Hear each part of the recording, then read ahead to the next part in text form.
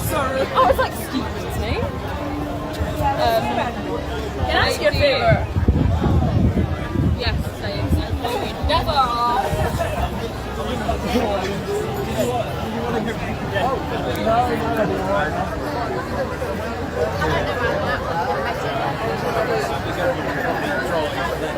Alan. Yeah. Sorry. Those vegan flags are popular, Andy. Big car park there. It's like This video is not too long. So we need some butter.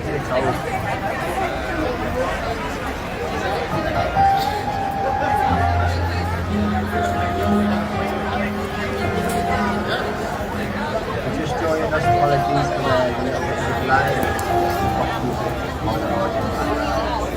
We are going live on YouTube, Facebook, and TikTok all at the same time, albeit Yeah, well. I think it's restarted. Hello, everyone.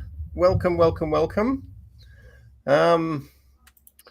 Yeah. So, if anybody in the chat knows what we're doing, can you let us know? Because we don't. It'd be great if someone could. It would.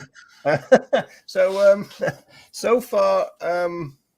So where are we streaming to? You've just started on TikTok, haven't you, Andy? Yeah, TikTok. We are, as of now, live on TikTok. Yeah, we're live on Facebook and we're live on both your YouTube and the National Animal Rights March's YouTube,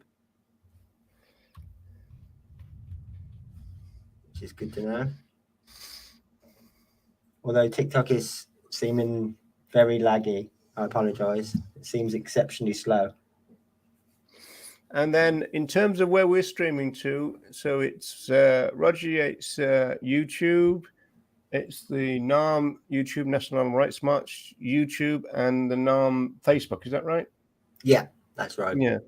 So if I have a look on Facebook, I should see it now. Now, shouldn't I? This. You should be able to see that the page is officially live and it's us. Yeah.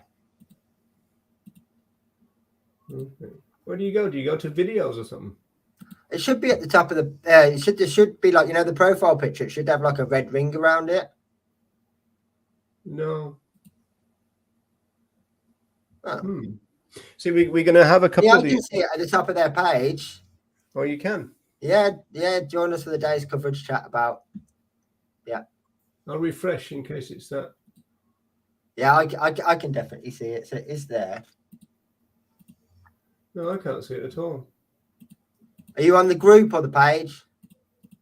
The page. Oh, I can definitely see it, but. Oh, hang on. It said visit group, so I must be on the group then. Okay, so what's the difference? Well, the page basically runs the group, but the group is a group and the page is a page, I suppose. I don't really know what the difference is. You're asking the wrong person. The group is a group and the page is a page. Yeah, well, I don't. I mean, obviously, normally a page is completely public, but the group is completely public, so I'm not actually 100% sure in that regard. I see. Okay. Right. I think is this a page now? Well, I suppose so long as you can see it. No, this is the event I've got. So Yeah, if you're on the event, yeah, it won't be on the. It's literally on the page. Yeah, I can definitely see it. Yeah. Yeah. Well, no point in me looking then if and it says we've been live like 6 minutes or whatever. So I'll just make a complete tit of myself. So welcome everyone, and we've got you've done an opening video, Andy. Yeah, there is an intro. Yeah, which we can. Yeah. So that's cool. So we can drop this one out now, can't we? Well, TikTok's definitely working, so we're all good. Oh, so far. All right, I'll mute my volume on this and have a quick look too. We're on a bit of a delay, about 12-15 seconds, but we're still there. I have no idea what TikTok will make of today's march in terms of their terms of service. So it'll go for as long as it goes. If it cuts off, it's not me. Just know that. But we should be fine on everything else. It's just TikTok. That's quite a handy little disclaimer you've got there. So not your mum account. Yes. Oh yeah. Blimey, I can see ourselves. Yeah, that's weird. Yeah, there you go. I've just seen you join. Yeah, Yeah. sadly, there's not a NARM TikTok anyway, but I don't think that we'd have had the time to get the sufficient followers, even if there was. So it just makes sense. How far behind are you? I'm not that far behind, but okay, so maybe it's not as bad then. It might just be because I'm the person streaming. Oh, okay. Yeah. That's fine then. If there's not much of a delay, even better. Yeah. Right. So, yeah, welcome along, folks. As I said, we're bound to have a few technical hitches. We've never done this before. And so what the plan is when people go live and stream, we'll kind of latch it onto that and show you everything. So I imagine they'll start doing that when the march begins.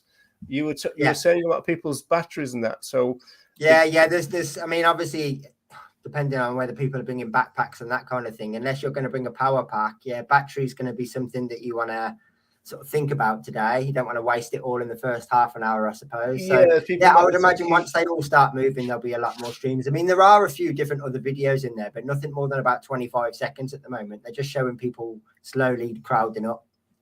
Yeah, I guess people are just testing whether their system is working or something, isn't it? Yeah. But yes, the easiest way, if you want to feature on the show, the easiest way is to either go into the group, the National Animal Rights March UK group, and go live directly, or tag the page, which is the same name, National Animal Rights March UK, and I will get a notification and we can bring it up on here. But so if you want your video to be featured, we've got a banner for that, haven't we? So that's exactly what you need. Yeah. So the tag. Okay, so if you go live anywhere, if you tag that, right? Yeah, as long as I get a notification, we will be made aware, and as long as the video is suitable in every way, then we'll play it.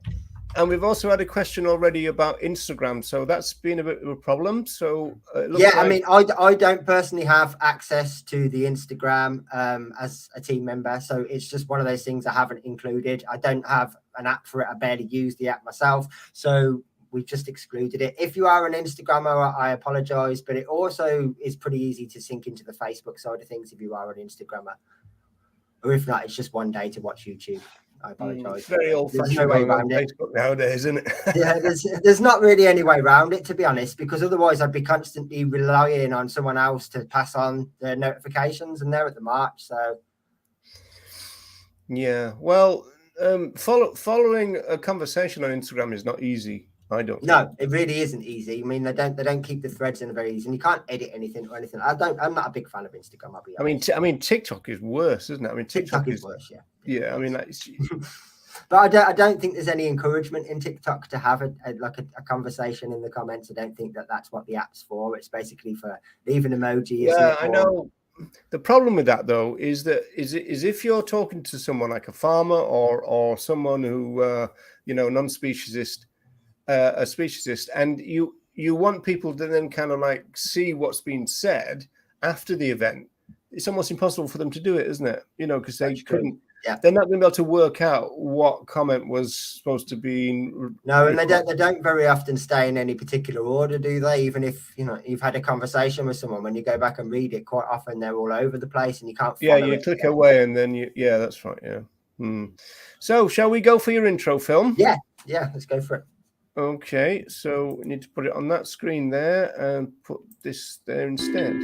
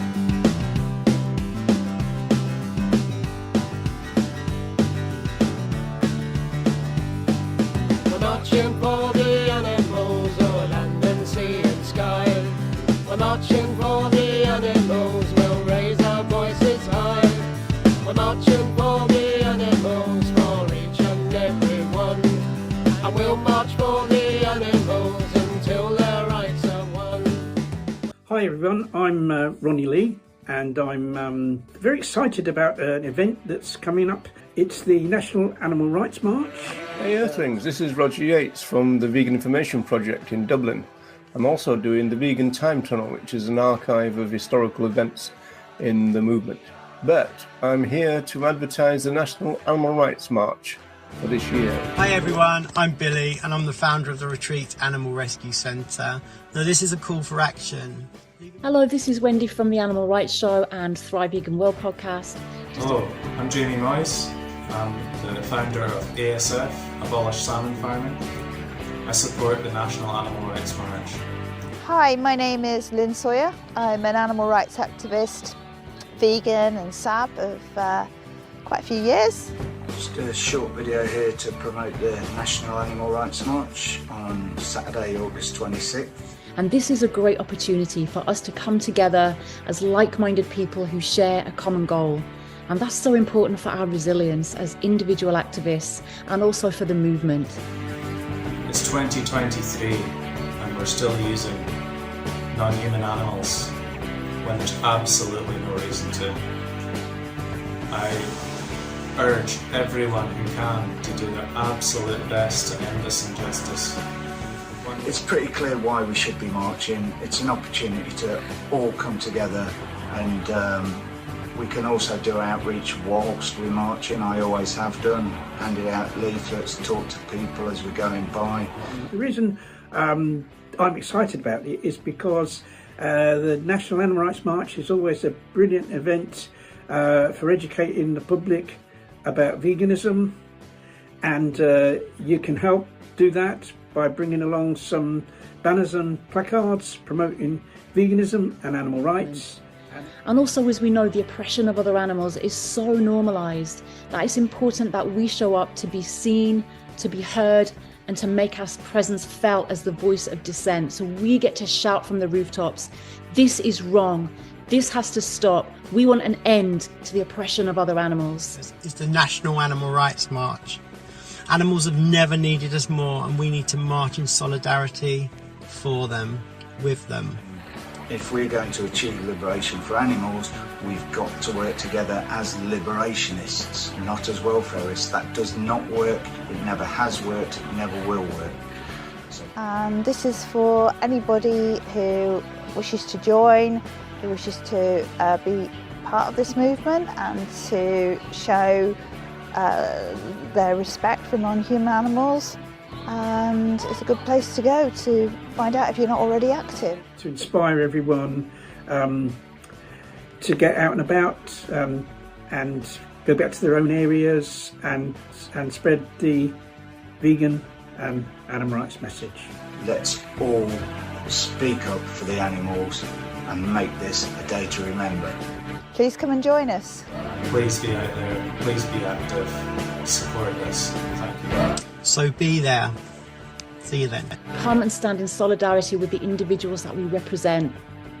Love and rage.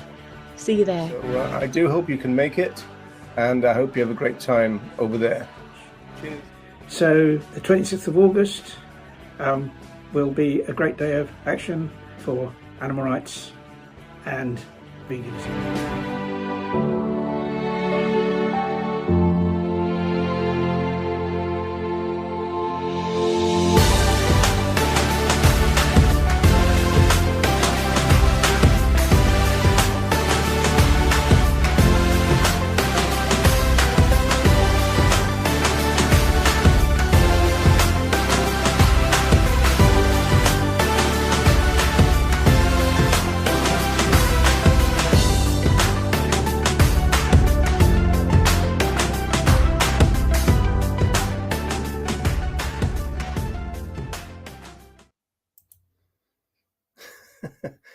Who's the man with the huge beard? You're muted, Andy. You're muted. You're muted. Muted. Muted. Sorry. So the guy with the massive beard is Jamie Moyes. He's from Abolish Salmon Farming. There's a little video on the NARM page, which is his full sort of like promo video. I just took a segment from it. Oh, right. So that's the kind of factory farming of fishes campaign. Yeah. Okay. Mm. Yeah. Yeah. So yeah, as always, put your comments in the comment box, people. We'll flash them up, and if anybody wants to actually join us, especially for the first bit, well, everything is kind of gearing up and everything, and want to come on screen and have a chat, then please do so. We don't bite, or at least I don't know about Andy. You don't bite, do you, Andy? No, only if you're an avocado or an almond. You're quite safe otherwise. Oh, yeah, just trying to wind up Piers Morgan, who we know is watching. Hopefully, I mean, if you can. I'm sure he'll be there anyway today. We're only marching, Piers. He probably would, yeah. I'm sure. Yeah, he kind of. Yeah, some people have said that he kind of works as a bit of a, kind of vanguard for animal rights and for veganism in some ways, because so many people hate him. Yeah. They're going to do the exact opposite of everything he says. Yeah, so, you could definitely look at it that way. Yeah, I mean, he's certainly not a very well-liked bloke, is he? I mean, well, I suppose it's a Marmite situation. You've got those that think he's fantastic, and everyone else who doesn't think the same. Can't imagine there's too many on the fences when it comes to Piers. And do you like Marmite? I think, isn't Marmite Unilever, isn't it? I'm not sure. I don't know. We have the fake Marmite. So yeah, you mean Vegemite? Well, it's not even that. I think it is called Vegemite, but this is like the cheap little one. So yeah, yeah. It's kind of like the Marmite expression, but yeah, I mean, Piers isn't a very particularly well-liked person, even within the media. Yeah. It must be great, actually, wasn't it? If you're like a capitalist brand and you become part of the language, it must be brilliant for you, that a Marmite person. Yeah, absolutely. So, because you can't really lose, can you? If you're someone that interviews people, you're someone that kind of, I don't know, gives people these platforms and stuff. If that's your personality, it's always going to go one of two ways. Or in fact, you're going to have that in every show. Even if it's a really positive interview, you're still going to have people that hate him. So he's gonna hit both those audiences all the time. So yeah, it's a really good way of marketing yourself, isn't it? Well, it is. Ooh, I think we potentially all had a bad night's sleeping, Jen, from what I've read. Everybody's saying they did. Yeah, I didn't have a great one. Ruja didn't. Ruja had a kind of worse kind of night for the first time in about a week. So. That's not good. All right, Marmite is Unilever. Okay, well, that won't be coming into my door then. Yeah. Anyhow, it's interesting though, because not too many people. Well, I mean, they should, but not too many people take things like that into consideration, do they? The bigger company, the top of the chain, so to speak. If it says on the back. Yeah, I mean, in my family, for example, I don't think we've ever had a Nestle product. Well, that Nestle was the one that I was about to use as an example. The amount of people that I see, where can I get the vegan Kit Kat? And you're like, well, you know who makes that, right? But there isn't really that feeling towards the company. Like I suppose also a lot of people probably don't know. I mean, Georgie and Jennifer are using this as some kind of therapy session. So yeah, carry on. Yeah, feel free. It makes you feel better. Right. So can you see anything happening on Facebook? Are they you reckon they're actually going to start physically marching about 12:30? Yeah. Simply because obviously there was quite a lot of delays in trains and things like that. But although looking at the numbers, there's a lot of people that were there before 12. So, but the plan, as far as I was aware, that they'd start walking at 12:30. Yes. It doesn't look like there's any new live feeds that I can see. And do you know? Remember, if you do go live, you need to make sure that you tag the page or use the group. Otherwise, I won't know. I mean, you're more than welcome to send them to me personally as well, but just so that I'm aware. Otherwise, if I don't see them or find them, then we won't be able to feature them. Is it worth keeping this banner up there, do you think? Or? Yeah, you can do for a little while at least. I mean, I don't mind it being on my chest. It's quite a snazzy. No, it's a good t-shirt, that, I suppose.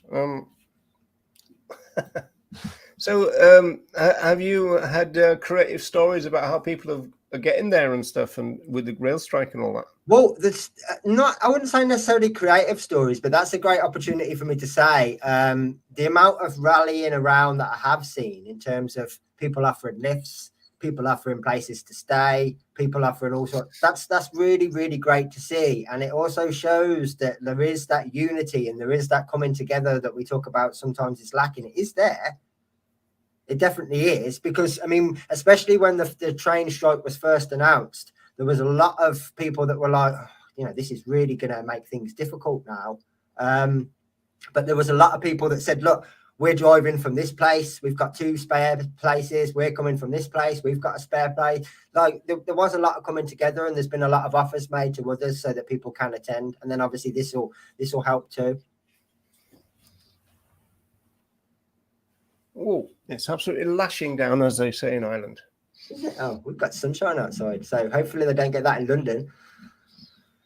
Yeah, that's a good point. I haven't checked the forecast today. It's actually teeming down. It is here, but it's we had that yesterday. Yeah, it's kind of been on and off, you know. So no, it looks okay in London. We might get a little bit here, but London looks okay. It's like turning on a tap. It is. So that's what it was like yesterday afternoon. It absolutely belted it down for about 20 minutes or so, just from nowhere. Yeah. It sounds also like monsoon-like, isn't it? So it is. Yeah. So I was going to ask you a question. Oh yeah, there was that thing about there was a rail strike, and then there was an announcement that the rail strike would be more widespread than the first. Did that come about, or? I think it was a reduced service rather than a strike. So there's about the one thing that I did notice, which, I mean, I'm not surprised, but it's not very fair, is that quite a few of the people that had their trains cancelled or whatever, I mean, they got refunds, but still, it's not the point, are the people that booked the cheaper tickets, like the day saver rates, or got the discount because they booked quite a bit in advance. Funnily enough, those are all the trains that are now reduced or no longer in service. All the expensive ticket ones, those are the trains that are running. So yeah, there's definitely some method here. It's hard to have sympathy for them when they make sure they cancel all the cheap ticket trains, but keep all the really expensive ones going. Oh, well, the thing is, that would be the rail company, not the union, wouldn't it? Well, yeah, but still, you just think, like, you're not making it easy for people, especially when the whole emphasis is book in advance so that you get a saving. And they're the ones that'll be their tactic, though, Andy. They'll go, we'll cancel all the cheap ones, put all the expensive ones on, and so people will then take it out on the union. That's yeah, so how they work sense. Yeah, true. But yeah, so the rallying together that has come, and the amount of people that have said, look, this train line's running, or this is still running, or if you get on this train and change here, you can actually still. So that's been really good to see. Yeah, everybody keeping in touch and all that. Yeah, absolutely. And because, I mean, some of these people, this is their local area, so they know, I mean, what train to get to. I mean, there's been a few people that have said, yes, this service is no longer running, but if you can get to this one instead, which isn't a million miles away, this is running, for example. And we wouldn't know any of that information because we're not local to those areas. So that's been really helpful. Yes, indeed. But obviously, potentially next year, we will have a lot more time to organise. I mean, we didn't really take this on until halfway through June. So it's been kind of a race against time the entire way through. Well, it's the same story. That's why, to be fair, again, was to take this opportunity, a huge thank you to everybody in the team that's been involved in putting this together in any way, shape or form. It's been a massive achievement, to be perfectly honest, what's been accomplished in a very small space of time with a very tiny little budget, especially when it was kind of ditched, I suppose, and there wasn't really any real effort put into it in the first place. It's not like they took on a load of plans. There wasn't any plans. So everything's been sort of started and formalized from the beginning, and that's a huge amount of respect needed for those people. Yeah. Andy, can you drop the link in the private chat to the page? Because whatever I put in, I just end up with the group. It's a bit weird. I don't know why that is. So I mean, it's the same with this live streaming. I mean, this only we only kind of started planning this about 2 days ago, and yeah, absolutely, yeah. I mean, like that intro video and things like that. I finished making that at like 3 o'clock this morning or whenever it was. So all of this is very, very new. Yeah, come together at the very end. I mean, the outro video that we will close with later, I rendered that before I joined you on StreamYard, so everything is fresh. Yeah, there wasn't a whole lot of notice. Obviously, I mean, the original plan was that I would be there and this wouldn't happen. So, and I actually think, you know, as disappointing it is that I can't be there, this is much better for those people who can't attend also. And there are a lot of them. And I'm not just talking about because of the train strike. I mean, there's obviously hundreds of countries around the world now that can potentially be involved in some way, or at least just watch it back. Yeah, were you going to give a talk, Andy? No, not a talk. We all had an opportunity as a team, I think, to go on and say who you are and thanks very much for coming, so to speak. And I was potentially going to use my minute and a half, whatever it was, to talk about language. But no, I wasn't doing a speech. All right, not a speech. I was asked initially, and I said no. I was too modest. It's my own fault. Well, feel free to publicize your book and say how it's available, especially because people on TikTok are listening. I've got a copy of Are they all in the car? I think they might all be in the car. Oh no, I've got one. I've usually got one around here too. Just say it's stupid that I haven't actually got a copy, but they're all in the car. I've got one that's stuck to my wall with blue tack. I read it every night. I do. I read it to Ruja, who is deaf. Do you do the signs though? If you act out the noises, you'll know. Oh so, yeah, you got to do that. Yeah. Well, as Jennifer will tell you, I'm a really good actor. Yeah. Yeah, loads of voices and I'll leave the post-it note on. It's easier. So this is my book. It is blurry. Oh, you're all blurred. You'll have to put it down. That's it. Yeah. Yeah. So it's available from me. Just tilt it back a little bit. All right. No, don't pull it back. Just tilt it back. That's more light, isn't it? Yeah, that's about it. I think that's okay. So yeah, it's available from me. There is a few other places that stock it, but not many. You're better off if you want any sort of quantity coming to me directly. There is no set price. I normally say a minimum donation of 50p or whatever you feel comfortable with, as long as it doesn't cost me any money to send it to you and the postage is covered. I'm quite happy with whatever you're happy with, so to speak. But yeah, there's still quite a few copies left. I've shifted a few after March. Obviously, it's disappointing that I'm not going to be there because I think a lot of people wanted to take them rather than have them posted and all that sort of stuff because it obviously saves the fees. But it is what it is. But yeah, there's still plenty available if you want one. Aged from 18 months onwards, more than capable for a 3 or 4 year old to read by themselves. Very simple children's book that's just about milk and where it comes from. I see. Okay. I want to show my although I've got this screen up now, haven't I? Did you manage to find the Facebook, by the way? Yes, thank you. Okay. Yeah, that link worked fine. Yeah. So yeah, I think people wanted to meet you in person because they wanted to mug you and get all your books off you. You want to do more money? Yeah. Yeah. We used to do that in Dublin. We used to, a couple of the volunteers for the Vegan Information Project used to make T-shirts. They had lots of stencils, and they used to make T-shirts there and then on the spot, so people could have so they could have a say in how it looked and all that. And I got a brilliant picture of a little Diddy T-shirt that they made for a little kid. But they also did that about, well, there's no set price, just give us what you can afford and all that kind of stuff. And it kind of throws people a little bit that, I bet you found that if there's a set price, it's a lot easier for people. Yeah, it is. And you find I actually did it because I hate the conversation, and actually it's created more conversation than before. Because people don't know, and they're like, well, what are you happy with? And I've said, well, minimum 50p. If you want to give me 50p, that's fine. That's why I've said it. Like, I'm not going to moan. I wouldn't say it otherwise. So like that's it. If you want to donate more, by all means. But that's kind of what I say. Minimum donation 50p. Yeah, we do that. Considering the prices of some of the other books I've seen around, is excellent. It is. It's an excellent book, people. It's absolutely wonderful. So I'm going to I was wondering, should I, speaking of the VIP, should I show this film just to have a bit of a break? Yeah, we can go with that. We go with that little film. Yeah, and then I've just updated the group, and there isn't any more. There's a couple of photos, but there's no more live videos. So okay, yeah. Well, we've got about 10 minutes, so this one's 5. That'll give me time to go and make a cup of tea. So let's do that then, shall we? Yeah, that's fine. I'm going to go for a wee as well.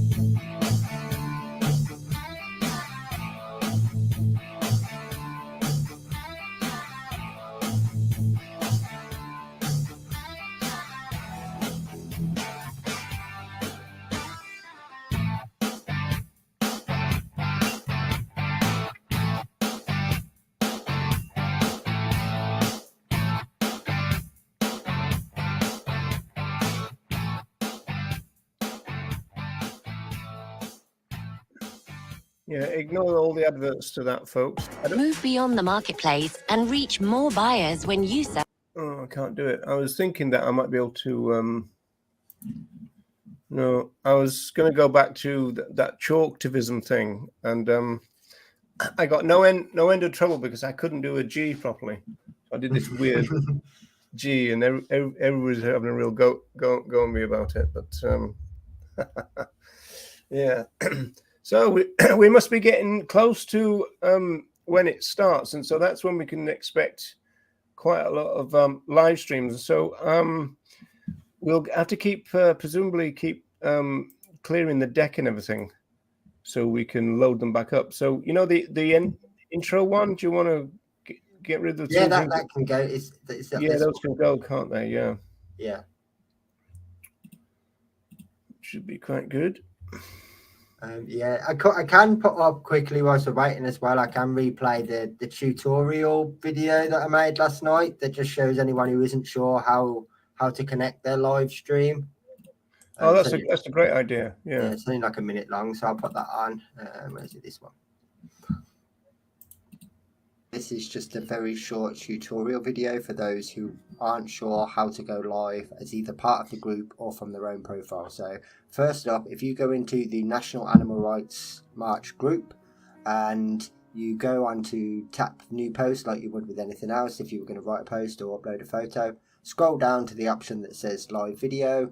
You'll get the screen pop up with your camera on it so that you can see what's in front of you, and it's a case of just tapping go live. And that's the easiest way to do this from the group.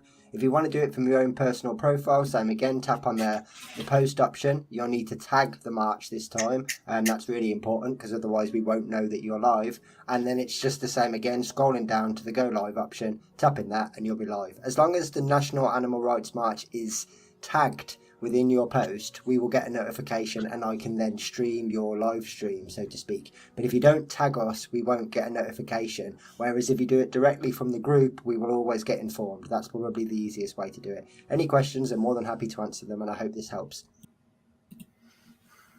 So yeah, hopefully that's sort of answered some of the Facebook questions. If you want to contact us on Twitter, it's NARM_UK. I'm monitoring that as well. Like we mentioned earlier, the Instagram, there is a team member that's in control of the Instagram who may well update during the day, but personally I have no control over it. So if you want to get in touch with us, Instagram probably isn't the best one. Okay.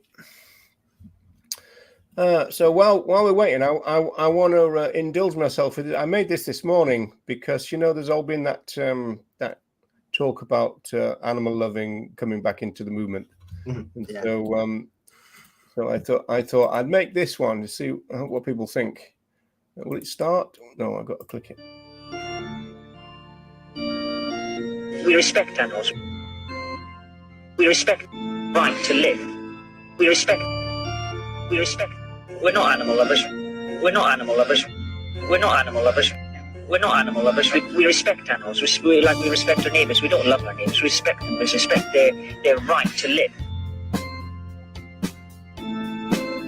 Right to live. We respect. We're not animal lovers. We respect. We're not animal lovers. We respect. We're not animal lovers. Right to live. We're not animal lovers. We respect animals. We respect our neighbours. We don't love our neighbours. We respect them. We respect their right to live. We're not animal lovers. Yeah, a bit of indulgence there. Yeah, that's good. That's good. Yeah, I thought it's important to get that message out, really, isn't it? Because it's a bit weird. I think it's because of the. It's a bit odd from my generation because we kind of rejected that kind of language.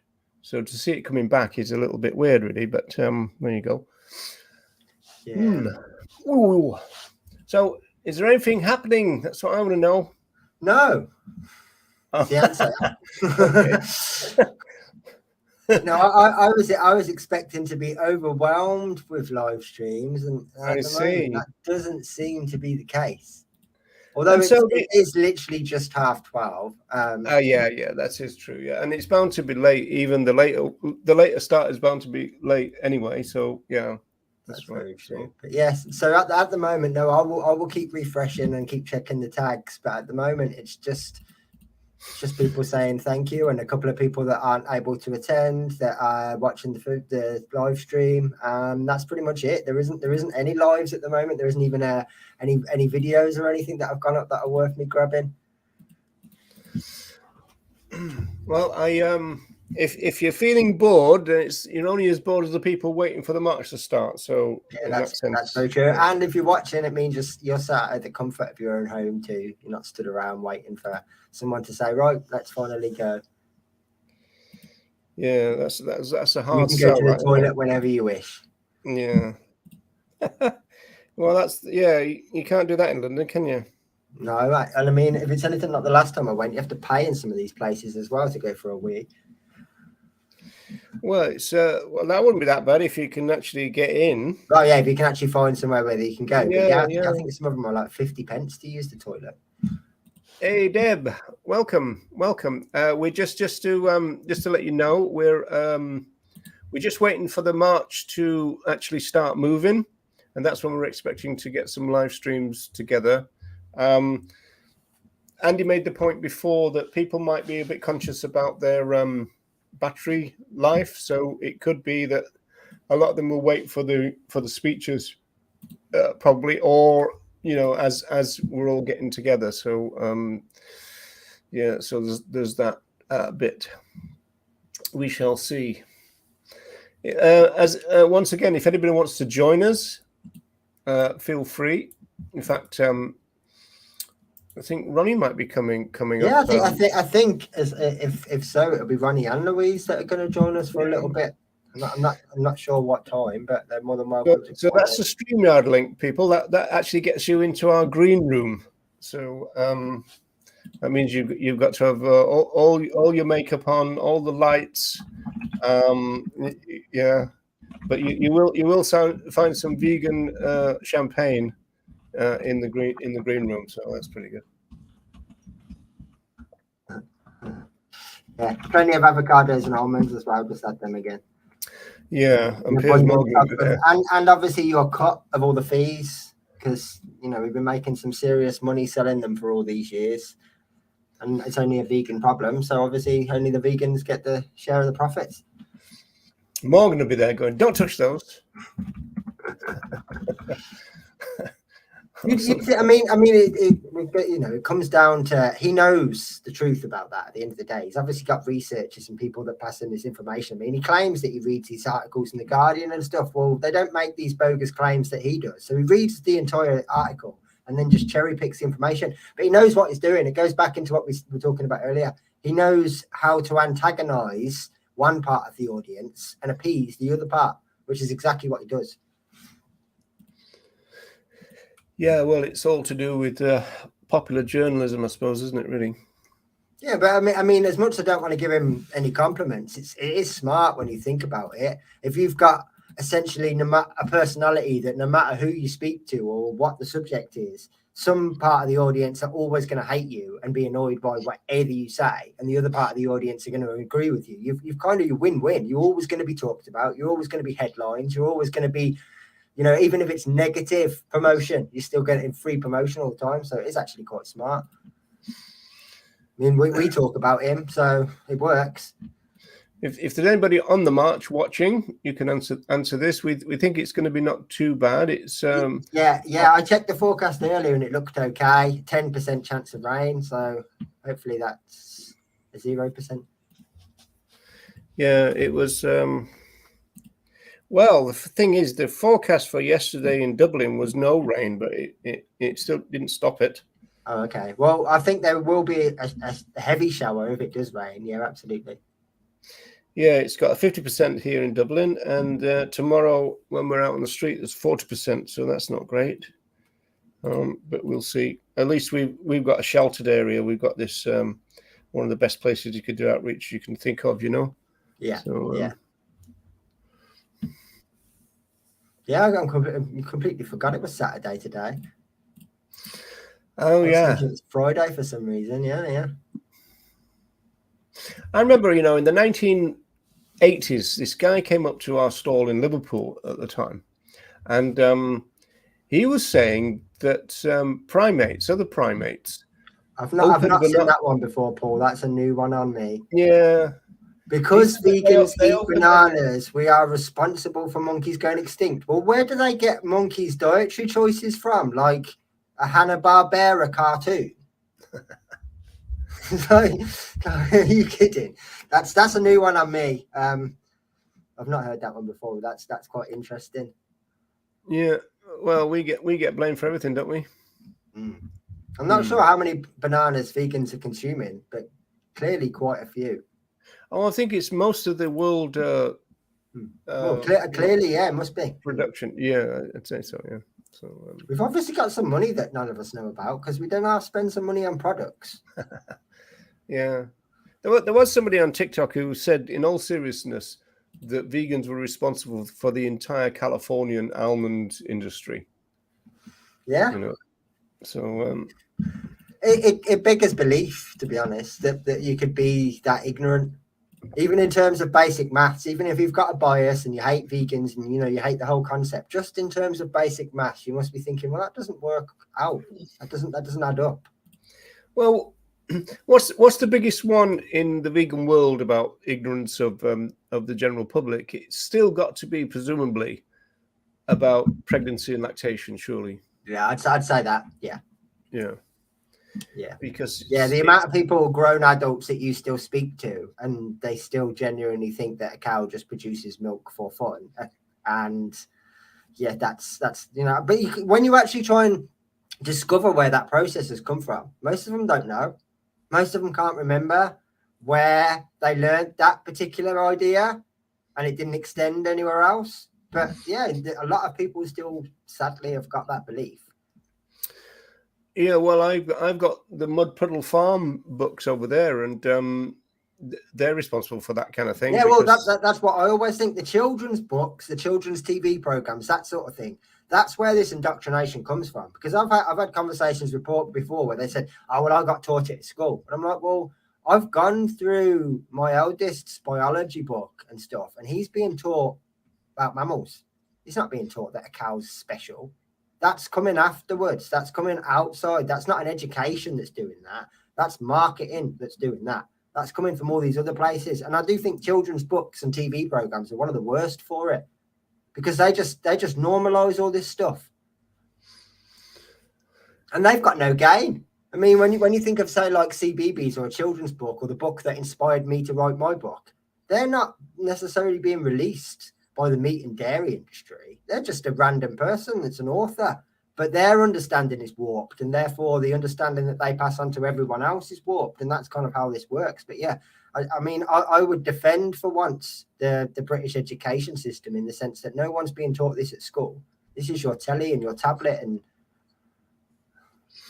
probably not a book anymore. I'm getting a bit worried about you today, Andy. You're giving compliments to Piers Morgan, and now you're defending the British education system. This is what, but I mean, we kind of have to look at this fairly and say the education system aren't responsible for this. They're teaching, they're teaching in the same way that they would about us. They're teaching the standardized. We're all mammals. We're warm-blooded. We produce live young. We feed them milk. They're not saying, oh, by the way, there's an exception to this in the form of a bovine, especially these particular breeds of bovine. Then there's none of this. This is coming from outside.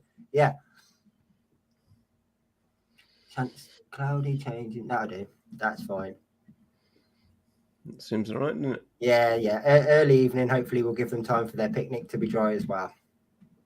Do you know anything about the stage arrangements and everything for the talks? Not as much as I should probably, but also because I haven't had to have anything to do with it. Alan is in control of all of that, and I'm quite sort of confident in his capable hands. But yes, I know essentially that's called passing the buck.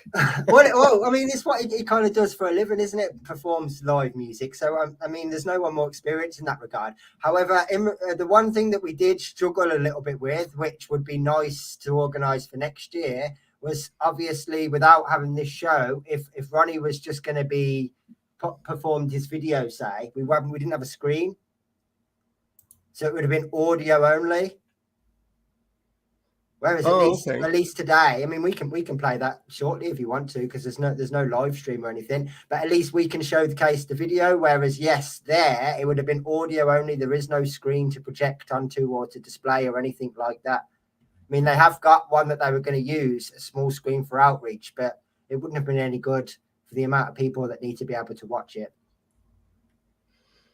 Right. Okay. So this provides a benefit that obviously we wouldn't have been able to accomplish there no matter what. But yeah, as far as I'm aware, it's just a sound system, speakers, everybody can hear, a couple of microphones, but nothing fancy. Nothing fancy. Do you know what? So my thing is not being played there. It's just being played here. Is that played right? Here? Yeah. Same as Ronnie's now is no longer being played there, as far as I'm aware. It's just being played here because it would be audio only there. Oh, right. Okay. So that's interesting. Yeah. Let me just, while we're here, we can do a bit of advertising for this, maybe, in the sense that this is Vegan Island Radio. It should be, if I can get it in. There we go. So I think that's tomorrow. Premieres in 30 hours. So it's the Vegan Island Radio Ronnie Lee interview. So and whilst we're on it, and you can see it in the screen, I don't know why I'm pointing because you can't see, but the Kate J one that's on there as well, that's a really good interview and conversation if anyone wants to go and listen to that. Yeah, it's good, isn't it? Yeah, absolutely. So that'll be one to look forward to tomorrow. But yeah, we've got a video from Ronnie, which is essentially his speech. We also have yours, so we can play either of those at any time. I mean, Andy, I wonder what Ronnie's going to say. No, well, I'm not sure. So unpredictable. Could be anything. It could be, couldn't it? I mean, it can be a little bit unpredictable with Big Ron. Oh, we've got a live now. They're just starting. Okay. Ooh. Hang on. Okay. So this is the bit where Andy's in charge now, folks. Because I've got no idea technically what he's doing right now. But... Any mistakes are all me. Yeah. Yeah, that's right. It's me passing the buck this time. Okay, so this is an actual live stream, so we can go directly to this if you want. Yeah. Go on then. That's exciting. Come on the march. No excuse for animal use. I noticed that's one of the chants, isn't it?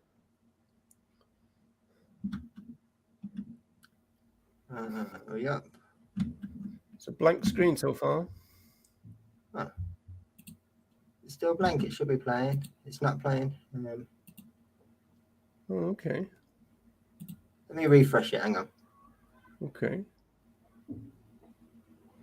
Well, I can see it in the green room, so it might. Okay, when you go onto the... that's it now, I think, maybe.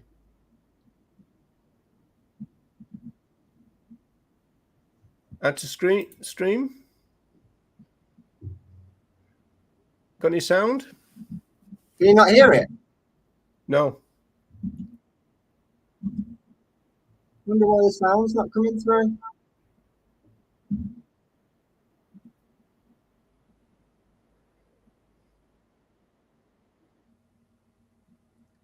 Oh, I can download that. It's finished. Hang on. Oh, right. You might need to download it to get the sound. Yeah, possibly. I'll download that one right now, and then do that, and then we can. That'll act as a bit of a test then, because we weren't quite sure about that part of it, were we? Learning as we go. If learning is the right word to what we're doing. Yeah, we're definitely learning. Okay, I didn't realize that it wouldn't play the sound. I'm not sure why, but I guess it's because it's in the same window as we are. But maybe next time I'll open it in a completely different window. Do we need to? Well, us muting wouldn't make any difference, would it? No. But what I mean is, normally I open things in a different window. This was in the tab just on the same one, so it might have been because of that. Oh, right. Is that code for you messed up? I did. All right. Or at least learned something, so we know that doesn't work, and I'll try it the next time. Yeah. But I've downloaded this video anyway, so we should be able to watch it now as it was. Hang on, I've got too many of these now. I'll have to remove some of these. Yeah, you need to clear the deck a little bit. I can't do it from this end. This one. Vanity is not an excuse. Vanity is not an excuse. One struggle, one fight. Human freedom, animal rights. One struggle, one fight. Human freedom, animal rights. One struggle, one fight. Human freedom, animal rights. One struggle, one fight. Human freedom, animal rights. One struggle, one fight. Human freedom, animal rights.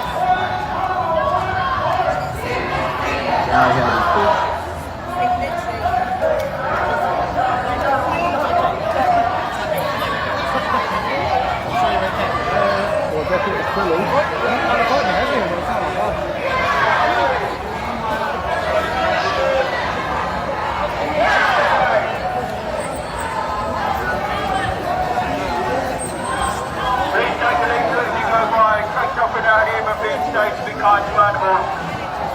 Should you still That feel looks good. compassion That in looks our good. lives? We still see animals as we did as children. Friends, not food, not fashion. Please take a leaflet, educate yourselves. We're here to help the animals. We love animals just like you. We've not lost our compassion. Don't want to see them go through pain, torture, fear, stabbed to death. Animal skin is not passion.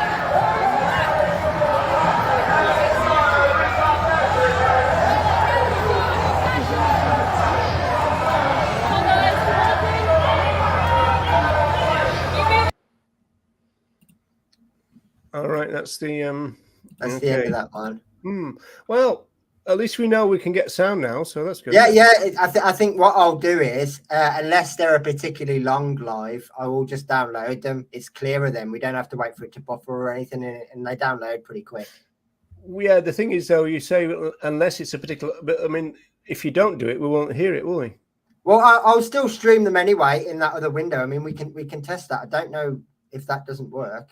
Oh yeah, test that then. That would be an interesting one to Hang on, do. let me remove this first, then, and then let me find another one, and we'll test it that way. Yeah, open a new window, and then yeah. So then you're streaming something that you haven't downloaded. Yes. Just to test whether we can definitely get the sound to work, because that's a bit disappointing otherwise. Yeah.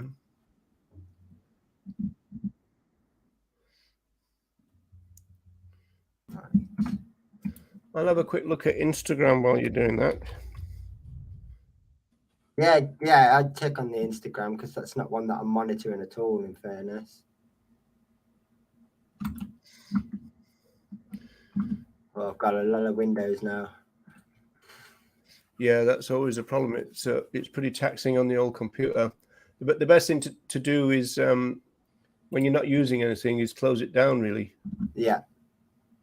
So if I add that one, that's the wrong live stream.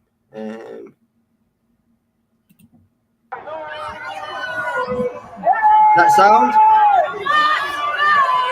Yeah. There you go. Okay, it works in the new window then. Can you make it bigger? The window. Only that big. Unless they flick the camera. Yeah. Funny, that's changed now, isn't it? You used to always have to have it, like, now people mainly do it.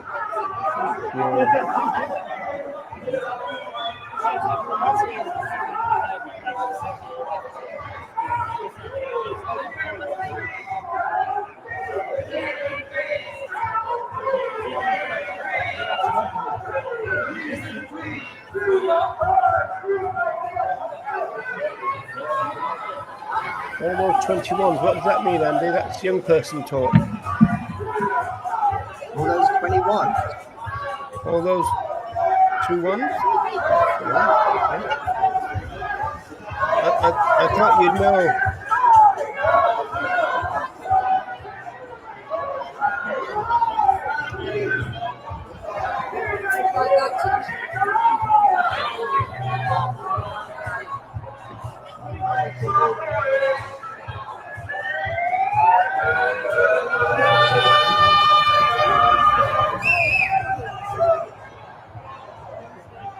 Yeah, that's a better view. Anyway, but then. animal abuse. For animal abuse. For animal abuse. There's no excuse for animal abuse. There's no excuse for animal abuse. There's no excuse for animal abuse. Not your milk. Your mother, not your milk. Not your mother, not your milk. Not your mother, not your milk. They seem to want to talk to you, Andy. No. Give a shout out, and that's the end of that one. Yeah, okay. Coming up next, what's that? Is that one that is just? I think that's an MBR video. That's why I stopped it, 'cause I think it's automatically going to play. Okay. Do you know, I'm really unsure about the videos on Facebook. I hardly ever watch a video on Facebook. And I have noticed that with Facebook, it kind of just will play something really random afterwards. All right, okay. Yeah, I mean, I just watched that video. It's someone taking their dog for a walk around Camp Eagle, so not that helpful to today. Okay. Seems a bit of an odd thing to do, but in a way. But how long is the march going to physically take, do you know? It's about an hour and a half-ish, I think. Okay. Maybe slightly less. How long is it? How long is I think it's about 3 miles, isn't it? Something like 3.5 miles, the actual walk. But I think they aim to get there for about 2 p.m.-ish. No, I heard it. I was amazed. Yeah, I know. Yeah, delighted. Fame at last. Know that I exist, to be honest. But yeah. But it was better than some of the other chants anyway. So yeah, there was a couple of dodgy chants there, but I think we just yeah, we'll sweep them under the carpet, I think. Yes. Education, that's the key, and there's lots of flyers being given out that will hopefully maybe fix some of that. But yeah, maybe whilst we're waiting for the next one to come up or whatever, do you want to play Ronnie's video, Ronnie's speech? I'd love to. I can't wait. Personally, and then we'll go back to some more footage, and then we'll put yours on afterwards. How long is it? Let me just double check. Ronnie's time for a wee 18 minutes of Ronnie. 18 minutes of Ronnie. Can we cope, people? Can we cope? That's the word. Yes, 18 minutes. Right. Hey. Here we go.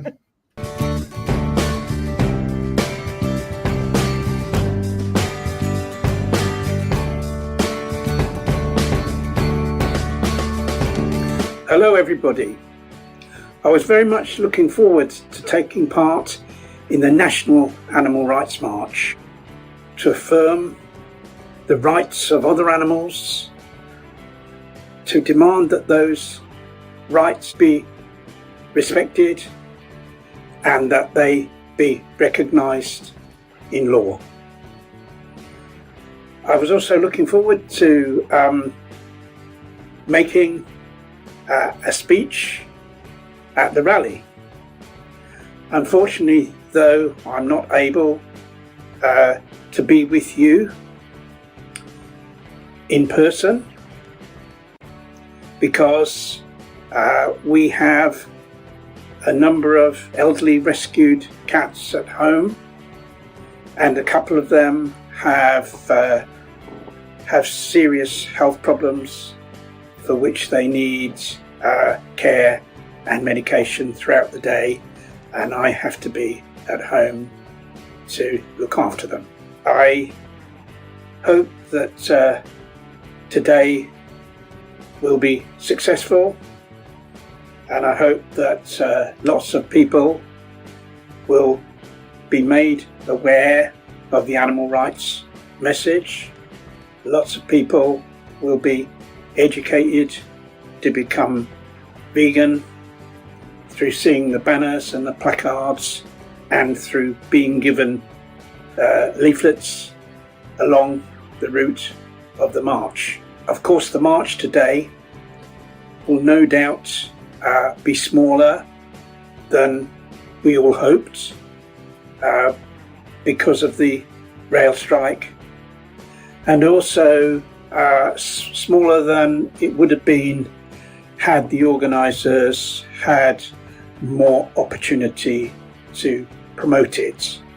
And I think we owe a big debt of gratitude to the people who've organised the march, because they took it on at such short notice. But no matter how many people were on this march, even if it were tens of thousands, hundreds of thousands, even if the numbers on this march ran into the millions, there is sadly one thing we could be sure of, and that is this government we have in power would take no notice of our demands for the rights of other animals to be recognised. We know that because the government is a speciesist and human supremacist administration, as have all the governments we've ever had here. And so all our efforts to bring about really meaningful progress in terms of properly protecting other animals seem always to come to nothing. And if we look back over the years as to what we've ever got from governments, it's been very tiny compared to the number of animals that suffer and are slaughtered, exploited and oppressed at the hands of the human species. An estimated 8 billion other animals are slaughtered every year to feed the UK population. And then we have the almost 3 million animals tortured in vivisection laboratories, all the animals that suffer and die because of hunting, because of animal racing, because of adverse human impact on the environment, because of circuses, because of zoos, and all the other ways in which animals are exploited. And yet, what have we ever got over the years? We've had a so-called ban on hunting, which is a very weak piece of legislation, which is not properly enforced. We have had a ban on fur farming, but fur products are still allowed to be imported into and sold in the UK. So we've really only ever had very small crumbs off the table in terms of what successive governments in the UK have done to protect other animals. And so we need to be thinking, are we going about this in the right way? Is it a good idea to be constantly banging our heads against the brick wall of speciesist governments when all that seems to get broken are our own heads and indeed our own hearts, rather than that wall itself? Instead of trying constantly to force concessions from governments that are totally opposed to what we believe in, should we not be thinking of how we ourselves can actually become the governments? Shouldn't we be thinking of how we ourselves can be the ones in charge, can be the ones in control. Instead of having people in charge and in control who are never ever going to do anything meaningful to protect other animals. And if we are indeed going to become the people who are in charge, if we are indeed going to be the people who will properly take measures to protect other animals, who will end animal agriculture, who will end the fishing industry, will put an end to all animal experiments, to all hunting, to all zoos and animal racing, to properly protect the natural world and the habitats of other animals and take proper measures to combat the climate crisis, which is at this very moment killing billions of animals that inhabit the natural world. If we're ever going to be able to take measures to combat all those things, then it is us that have to be the ones in charge. So our approach has really to be very different to what it has been for the most part over decades and decades of campaigning.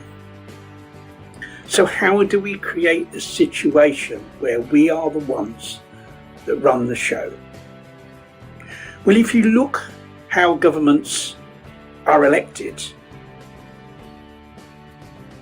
governments are formed by members of parliaments who represent constituencies which exist in local areas throughout the UK.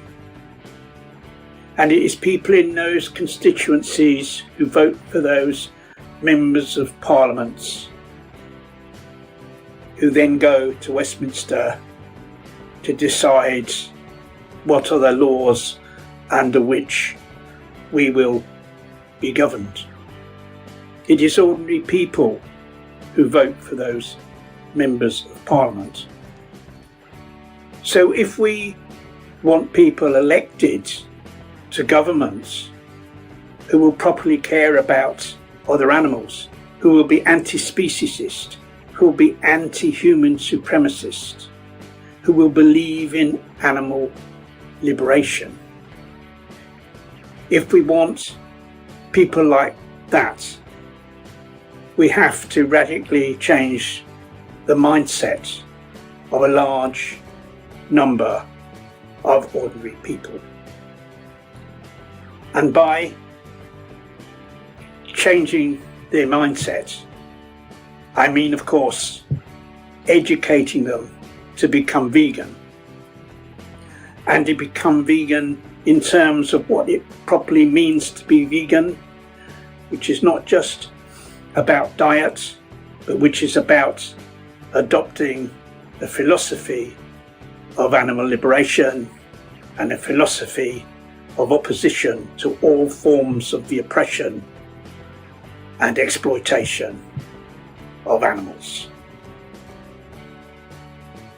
And if we have more vegans, of course, we will have more vegan politicians, because there will be some of those vegans who want to be politicians. So the more vegans we can create, the more vegan politicians we will have, and the more vegans there will be to vote those politicians into office. So if we can create enough vegans, we can totally change the political landscape here in the United Kingdom. And indeed, this applies to all countries throughout the world, so this could be something that occurs worldwide. What is vital if we want to achieve animal liberation is that we make a far greater effort and a far more widespread efforts to educate other people to become vegan. And you may think that this is a huge task, and it is by no means going to be something that is easily done. But what we have to remember is we do not have to educate everybody to become vegan. The present awful government we have in the UK was elected by only 29% of people eligible to vote. And they got into power with a large majority. So we're not looking at educating everyone to go vegan. We're probably looking at something in the region of 25%.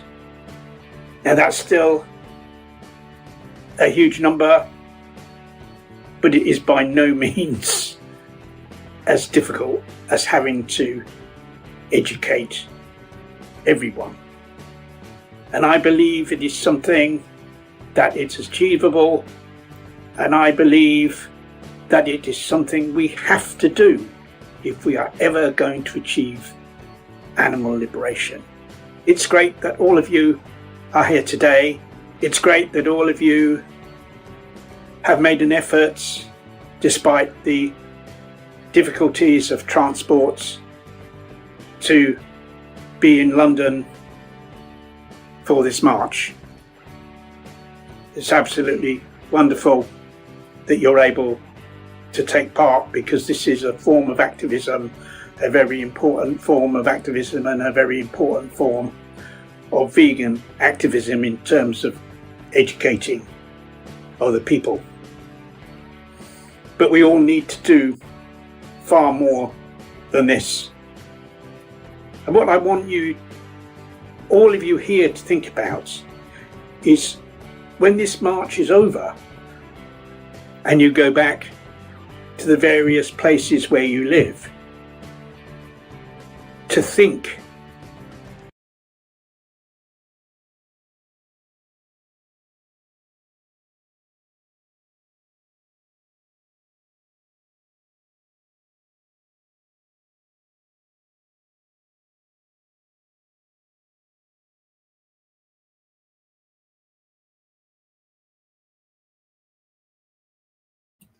Why is that stopped?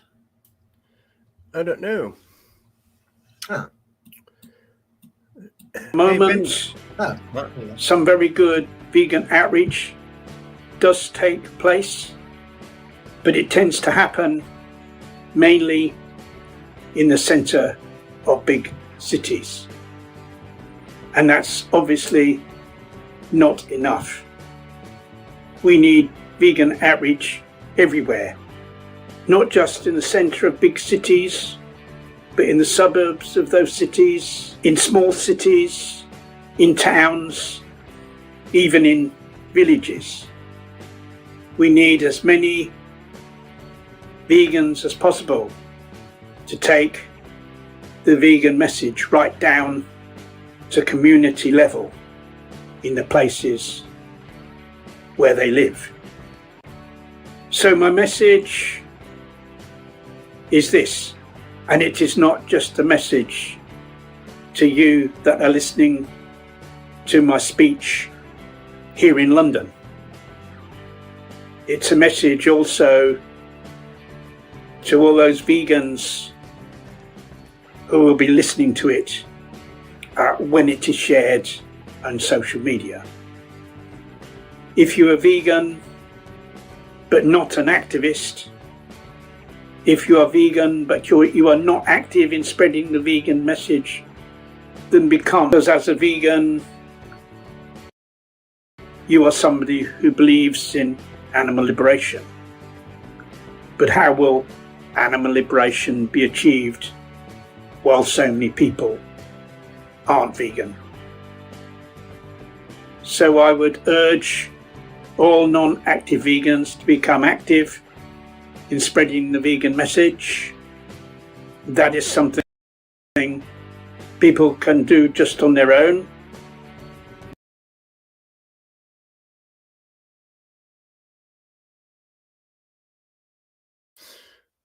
We seem to have a glitch here, Andy. Leave leaflets in public places, in books in libraries, in waiting rooms, on public transport. There's all sorts of ways you can spread the vegan message in your every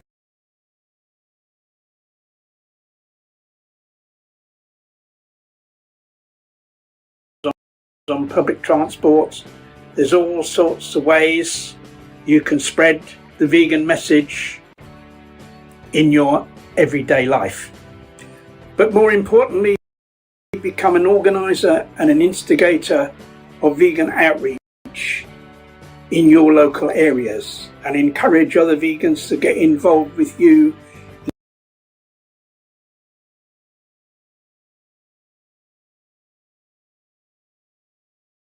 in events and other ways of spreading the vegan message. Because if enough of us can get involved in spreading veganism as much as possible and in as many places as possible, I believe we can totally change the administration in this country to one that wants to properly protect other animals, and that we can achieve animal liberation.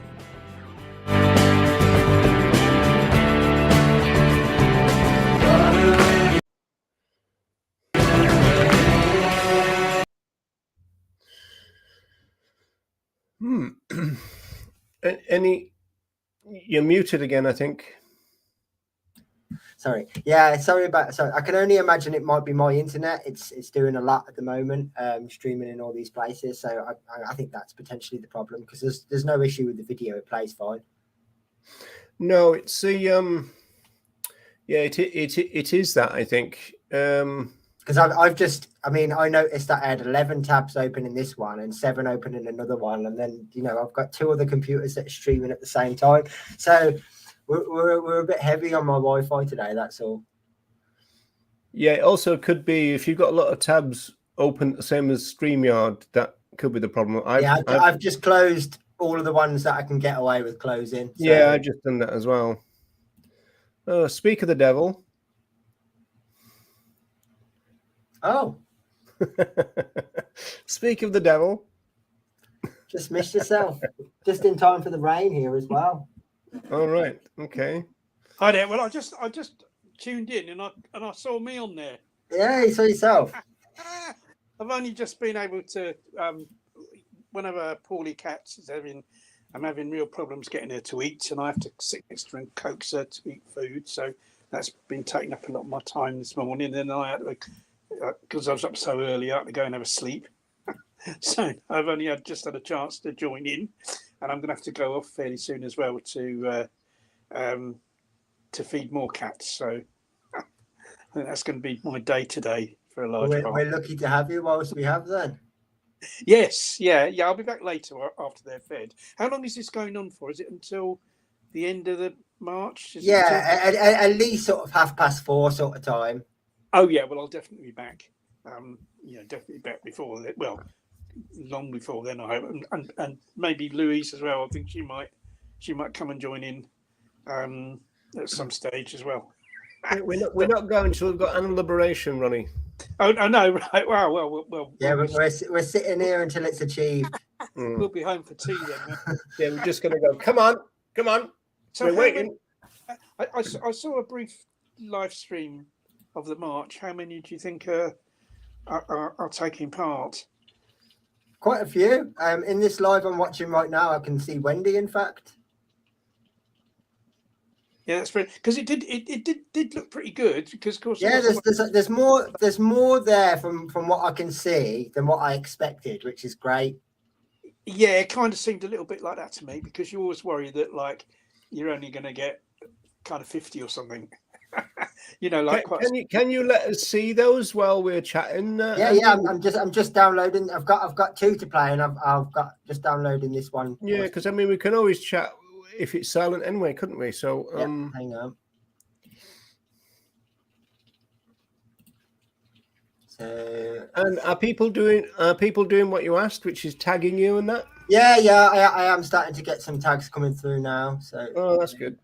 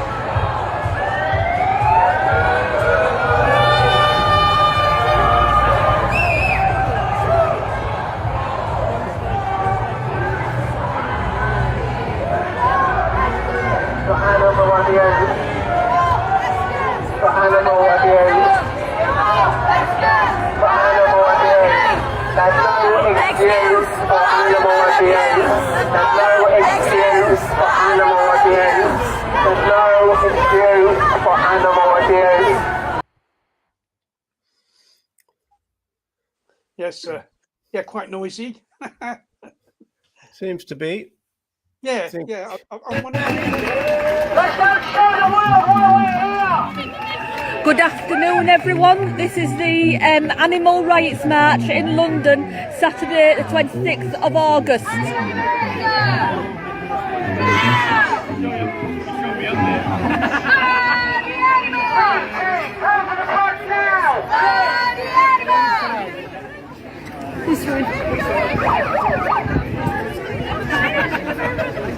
Let's go past.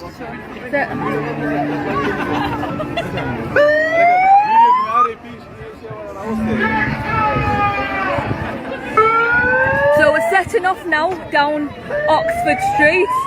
This is about animal liberation for all animals.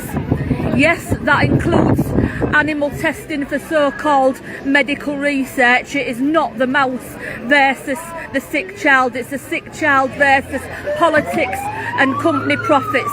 There have been human species-specific methods around for decades, and they're not being used. Bills and EDMs have been kicked out of Parliament, and that's one of the reasons why we're on this march today. We also want the world to go vegan. We want the world to see just how barbaric the animal industries are, all of them, whether it's the food industry, the so-called medical research, vivisection industry, all of it, fair, zoos, circuses, everything. At the moment, they're chanting, "Not your mum, not your milk." Now that's a reference to the dairy cows. Now the dairy cows suffer horrifically. A female is forced to go through the dairy cows suffer yearly pregnancies. They are put on a rape rack. A farmer masturbates a bull, and then inseminates a female. So the animals, the cows are pregnant year on year. They have the calves taken away from them, and it happens year on year. until the cows are slaughtered whilst pregnant.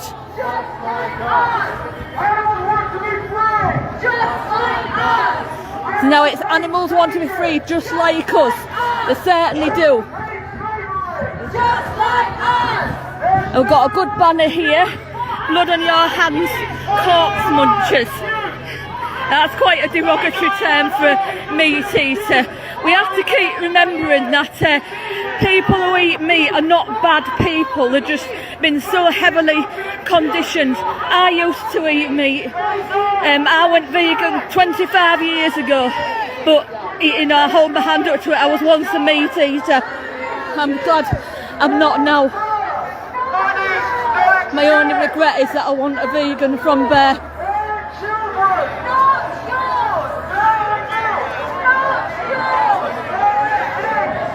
So we're now going down Roxett Street.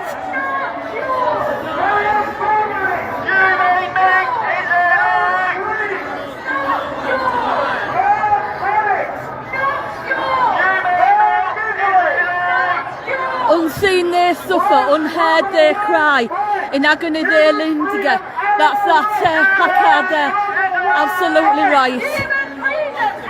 Yeah, people don't recognise it, they think that the slaughterhouse is a calm place, they think that organic meat is okay, and it certainly isn't, because the slaughterhouse is exactly the same place, regardless of whether it's organic, so-called free range. Free range is a con in itself.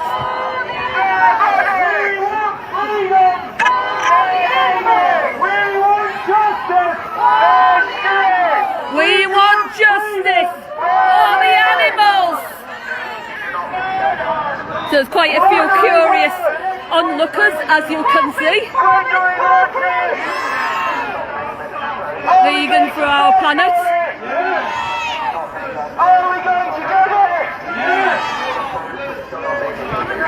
And we will get a vegan world one day. It might not happen in my time, but it will happen, because justice does win through. When you look at how things used to be in medieval times, how we used to torture human beings then. Now, as for those who enjoy killing animals, you've got to realise that there's a psychological link between harming animals and harming humans. So if you know somebody who's a hunter, they may have been heavily conditioned, but think on, if somebody's bloodthirsty for animals, then it can become humans.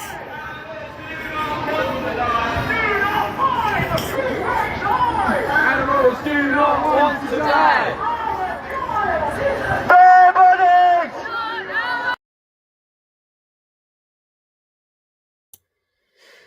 Yeah, great to listen to a good old northern voice there, Andy. I think you might be muted again. Muted. You're muted.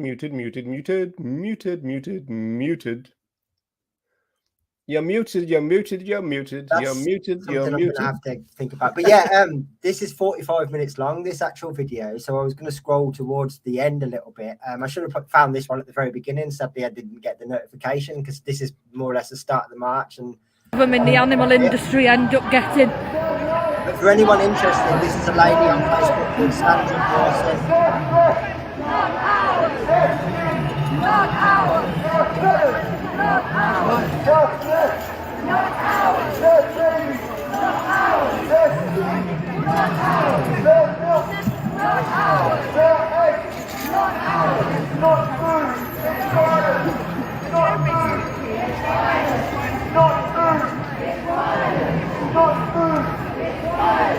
Not your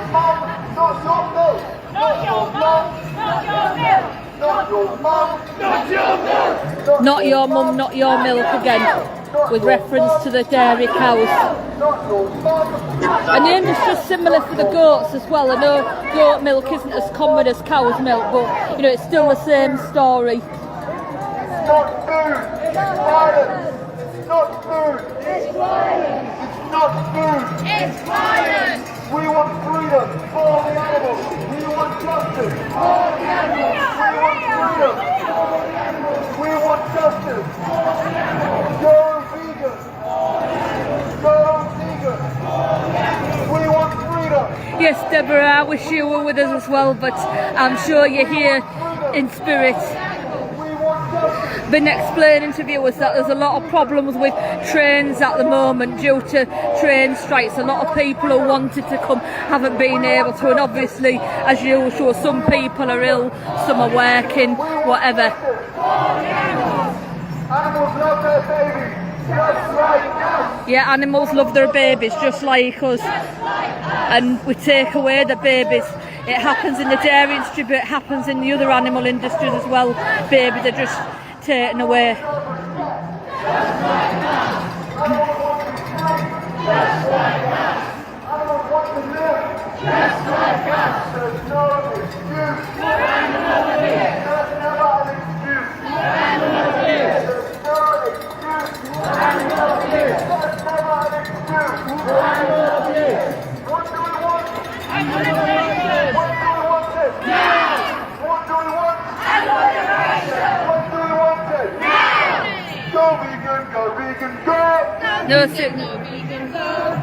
No such thing as human murder. That says not your mum, not your milk.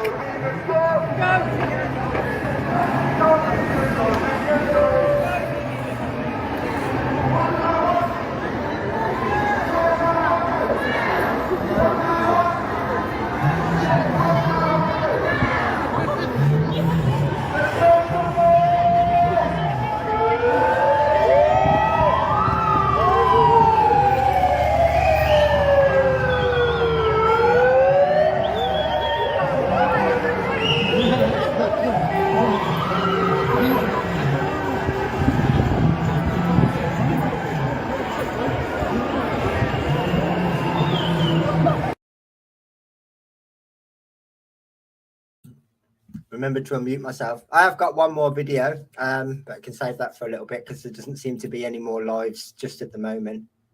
Right.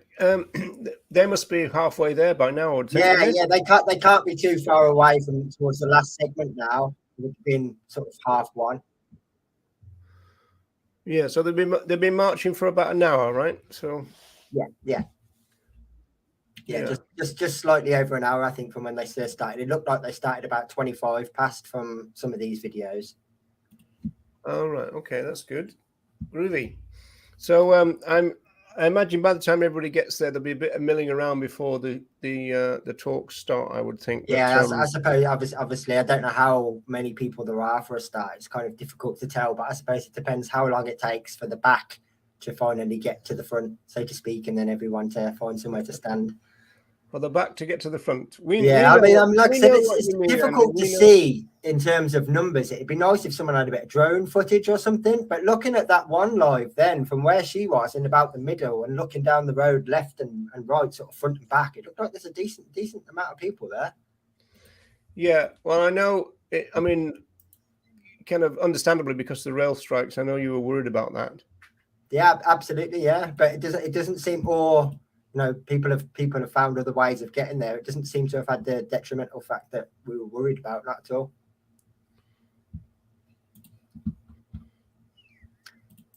You know, in fact, if you want to, we can put your speech on in a moment, and then I'll save some of these other little bits because all of these are like 20 seconds, 15 seconds, and I'll put a bit together as a compilation afterwards. Yeah, I'm just trying to figure out if I've got it because I've definitely got it. If you haven't, that's not a problem. I was just thinking that it would help you not have to tax your machine too much, but I can't seem to find it straight. I saw it this morning. Funny enough. Don't worry, I've got everything in that regard. Okay, yeah, well, best for you to do it then. Yeah, there we go. There's your speech. So let me just double check. There's nothing live. No. Okay, we go with that now then.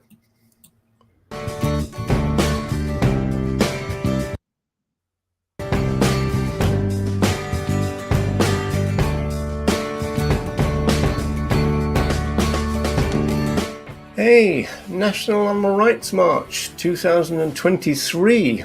Hello, Earthlings. I hope you are having a great day. Now, I'm pretty confident that you're standing, sitting, or whatever you're doing in a very sunny London, and I'm also pretty confident that I'm speaking to you from a very sunny.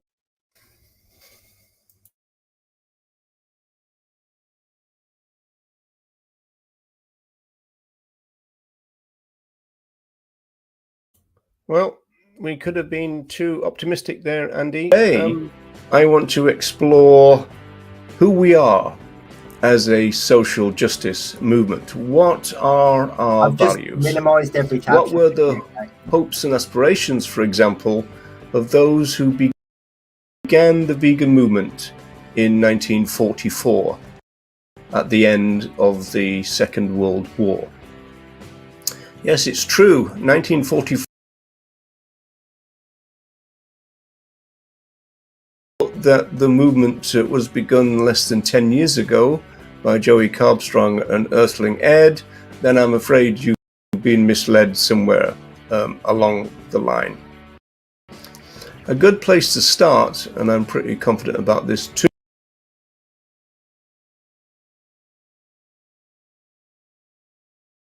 to the Principles of Morals and Legislation by Jeremy Bentham, first published in 1789. Now, this is a very famous footnote. In fact, you could say it might be one of the most famous footnotes that there is. And the end of it reads this, and I'm sure you're familiar with this. The question is not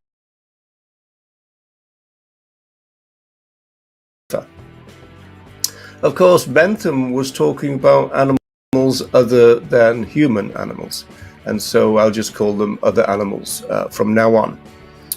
Can they suffer, was the question. Well, yes, they can, and human animals can as well. So, what do we do about their suffering? Now, this is when we can begin to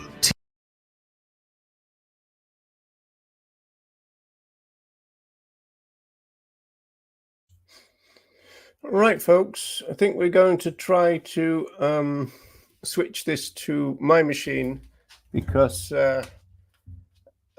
Andy's got so much work on. He's doing most of the heavy lifting in this present today. So I'll try to see if I can transfer to this one and see if it makes any sense. Okay, so that's what my screen looks like. Let's see if we can get it going.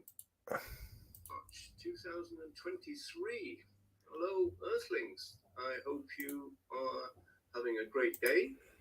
Now, I'm pretty confident that you're standing, sitting, or whatever you're doing in a very sunny London. And I'm also pretty confident that I'm speaking to you from a very sunny Dublin in Ireland. So whether that's all true or not, I don't know. We'll have to wait and see the weather, won't we? Okay. Now, I've been a vegan activist since 1979. So I'm very interested in the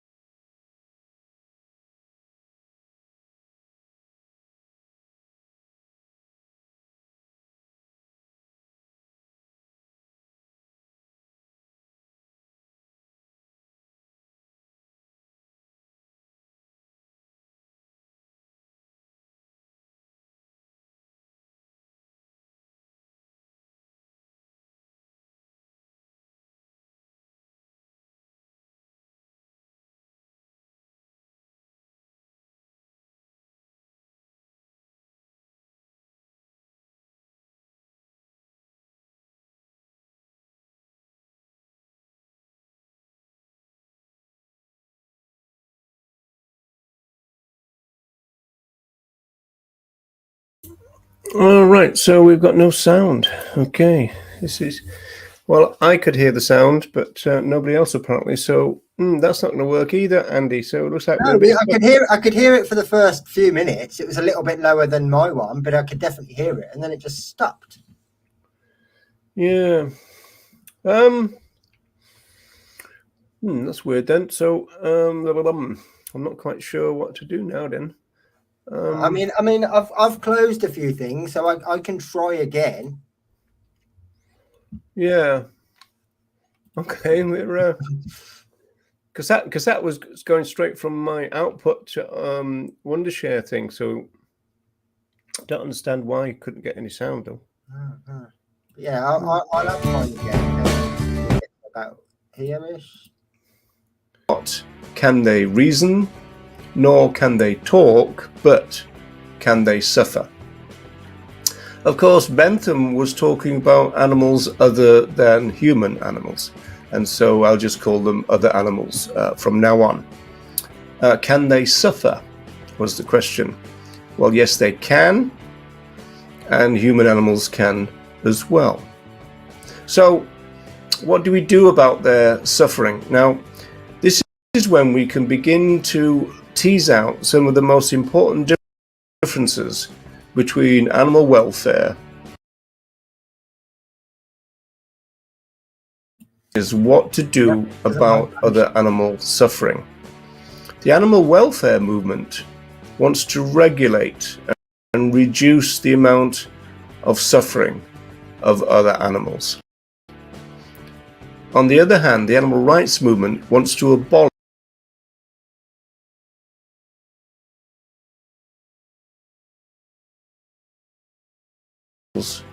that cause that suffering.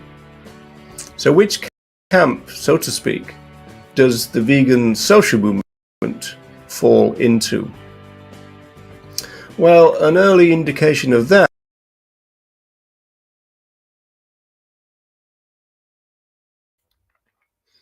Let me put something else on for a minute and we'll see if we can fix it, yeah. Yeah. I'm bored of seeing that guy anyhow, so I've got another one I can chuck on. But I'm not sure why that's struggling the way that it is, because I've closed pretty much every tab that I'm not using, and I mean that's a pre-recorded video. I'm not actually technically streaming that from anywhere. That's why I downloaded them all. All right. Okay. I've reason. The only other thing that I can quickly try is doing it this way.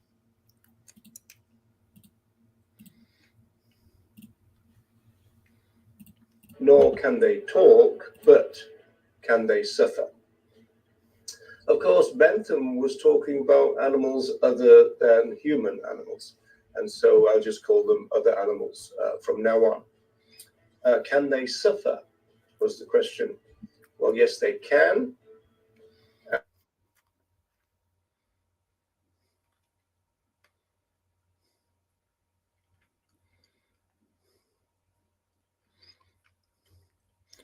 Andy, figured it out. It's when you mute yourself when the sound goes. The question is what to do about other animal suffering. So you can't hear the echo? The animal welfare movement wants to regulate and reduce the amount of suffering of other animals. On the other hand, the animal rights movement wants to abolish, completely end the uses of other animals that cause that suffering. So which camp? It's gone again. This is so weird. An early indication of that came in 1945, when Donald Watson, who is the best known of the co-founders of our movement, said that veganism is about opposing the exploitation of sentient life, opposing the exploitation of those who can suffer. Leslie Cross, another of our pioneers, was rather blunt about this question in the 1950s. Leslie Cross was probably responsible more than any other vegan pioneer for what we now know as vegan philosophy. And so Cross said that veganism is not about welfare as much as it is about liberation. That we're not welfarist, we're liberators. It was not looking for the welfare of other animals, the vegan movement. It's looking for the freedom of other animals. That's what vegans are all about, bringing about freedom. In 1951, Leslie Cross wrote, "The aim is not to make the present relationship between human and animal more tolerable, but to abolish it and replace it by something more worthy." By the time we get into the 1960s, 1964, Eva Batt, another pioneer, said that veganism is about a way of living which avoids exploitation of other animals, of humans, and even of the soil. And providing something of a summary in the 1990s, Kat Clemens said that veganism is about having a consistent approach to human rights and animal rights, ecology, and world food problems. Going back to Donald Watson, he often argued that veganism was the greatest cause on Earth. It's the only one, for example, that can save humanity, he said. And in 1992, at an international vegan festival, Kathleen Janaway, yet another one of our founders, said that veganism was such a big idea that it could and would end human and other animal exploitation, it would end poverty and also war. So sociologist Matthew Cole, writing in 2014 in a chapter entitled "The Greatest Cause on Earth," said that right from the beginning, veganism had interconnected goals. The non-exploitation of other animals, of course, an emancipated vegan self, as he put it, and a compassionate human society. For Cole, then, veganism is about the transformation of human beings and the transformation of human society. So, according to those people who founded our movement, vegans are liberators, not welfarists. And Leslie Cross, although not extensively, did talk about the rights of other animals as well. So, if we move forward to now and the 21st century, how are we doing? How is the vegan movement doing in the present time? Well, Donald Watson was once asked to assess the progress of humanity. How would he mark it, as it were? And he said that we could do better. So if we had to mark the modern day vegan movement and the modern day animal movement, likewise, could do better would be an appropriate thing to say. We could and we should do much better than we're doing right now. The language of social movements is a good indicator of its values. The language of a movement is incredibly, incredibly important. Social movements are claims makers. We make claims in society about the things that are important to us, about the things that we want to do and things that we want to change, etc. The things that we say, our language carries our values, it articulates our aims and aspirations. Now, the current dominant word in the vegan movement is cruelty, followed closely by words such as abuse and ideas such as have mercy. So judging by the language we use presently, the vegan movement wants to reduce the cruelty and abuse of other animals rather than liberate other animals by ending their exploitation. So meme after meme after meme after meme, we see the same welfare slogan: don't be cruel, don't abuse. Now, this is the language of the humane movement, people. In Britain, this is precisely the language of the RSPCA, the prevention of cruelty to other animals. But the RSPCA is, of course, not a vegan group. The RSPCA are not animal liberators. The RSPCA was set up, its very purpose is to regulate and not abolish animal use. So this begs a very, very big question. Why are we vegans using the language of the RSPCA instead of the language of animal rights and animal liberation? I believe that the modern day vegan movement needs to recapture the radicalism, the revolutionary fever, if you want, of the people who co-founded our movement. In 2003, Donald Watson, near the end of his life, wrote to yet another co-founder, Arthur Ling, saying that veganism by definition claims to help animals and people, and that the vegan society must do its part in bringing it about. The vegan movement must play a central role. But tragically, the modern day vegan movement is sadly letting down the people who began the movement. This means that, again, tragically, we have an animal rights movement in name only. The word rights is a rhetorical thing in our movement. It's not central to the way we think about it. It's a really sad thing. I believe that we can turn this sorry state around. And I believe, and I'm sure that Donald Watson, Elsie Shrigley, Eva Batt, Leslie Cross, Kathleen Janaway, Faye Henderson, and many, many others of the early vegans also believe that we can indeed do better. So let's try to make them proud of us again. The revolutionary values of early veganism. Let's recapture it. Okay, people, that's enough for me. I hope you enjoy the rest of your day. And Earthlings, be good, and I'll see you again.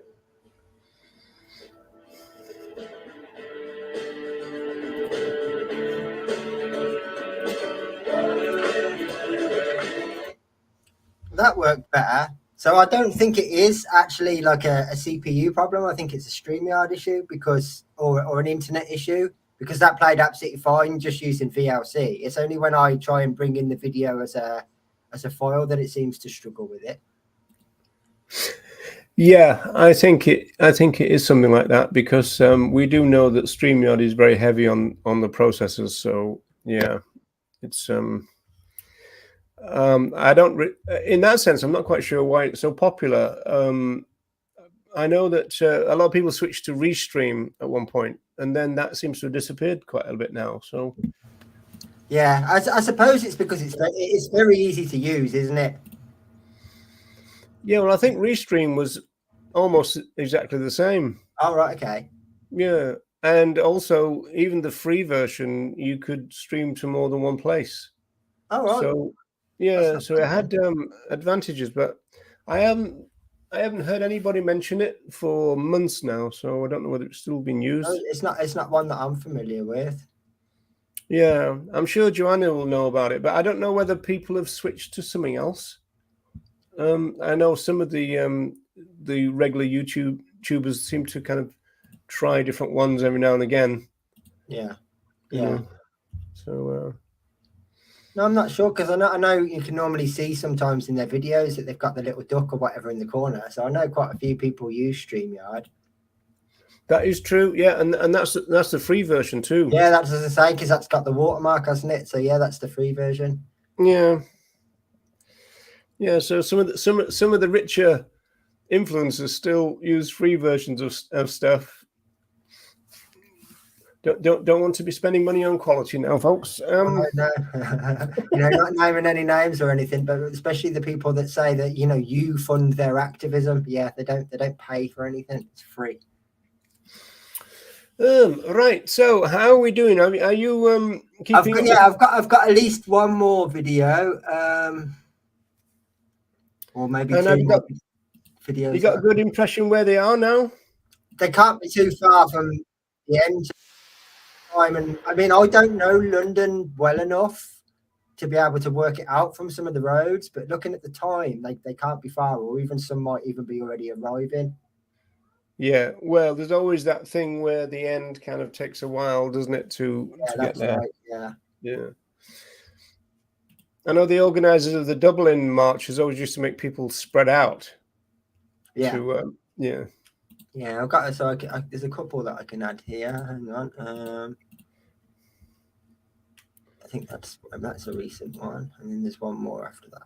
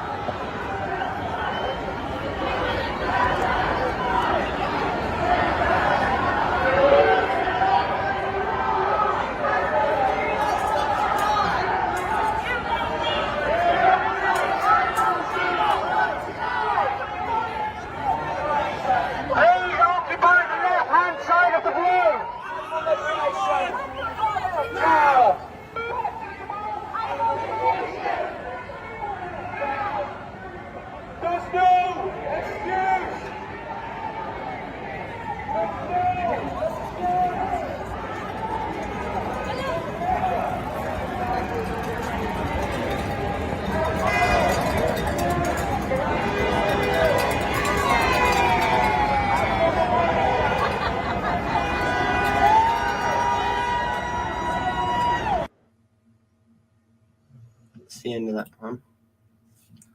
Yeah, there's quite a few there. I mean, obviously that started filming and a big surge had already passed and still went on and on and on. But I suppose that's the very back of it. I'm not sure how long ago that one is.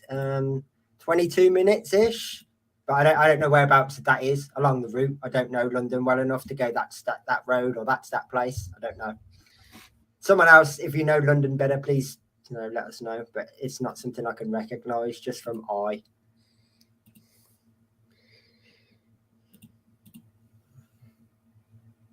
I see some driver was getting a bit shirty at the end there. Yeah. So. Oh, hang on, there's someone live right now. Where are they? Well, there's a few flares going off. Oh, I used to wear flares in the 70s.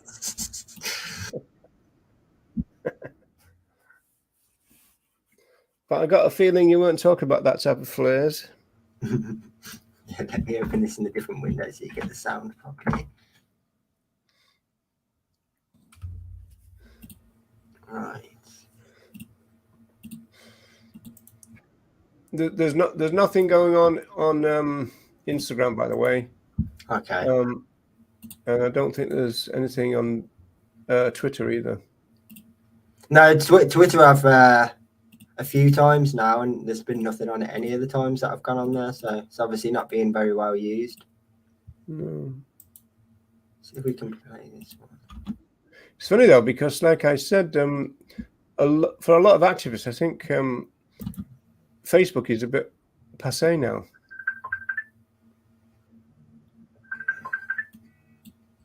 You can't be ringing me now, mate. I'm live. Somebody ringing you to say that you're live. Yeah, let me see if I can share this.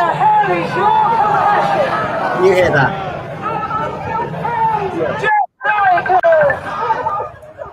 Just like us. Open me. Just like us. Just like us. Just like us.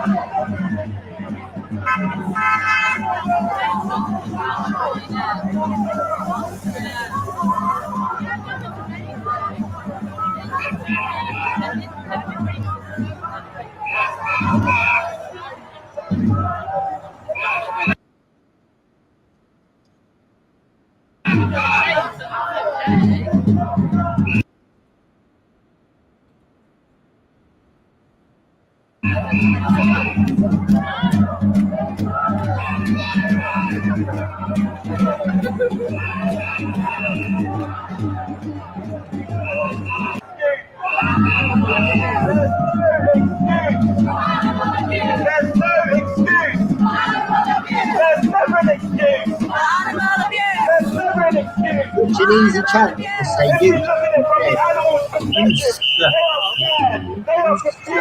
They are caged. They have no freedom.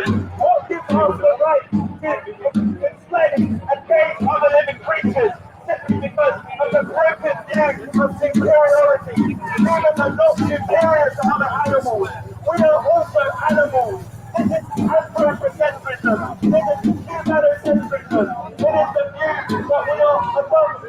anything else, but we are not. It is a broken view. It is an oppressive view. And we need to stop using animals as objects, as property, as numbers. They are more than that. We should treat them as our family, as our friends, as our equals. They are different, but they deserve respect. There is no excuse. There's no excuse. There's never an excuse. There's never an excuse. There's no excuse. There's no excuse.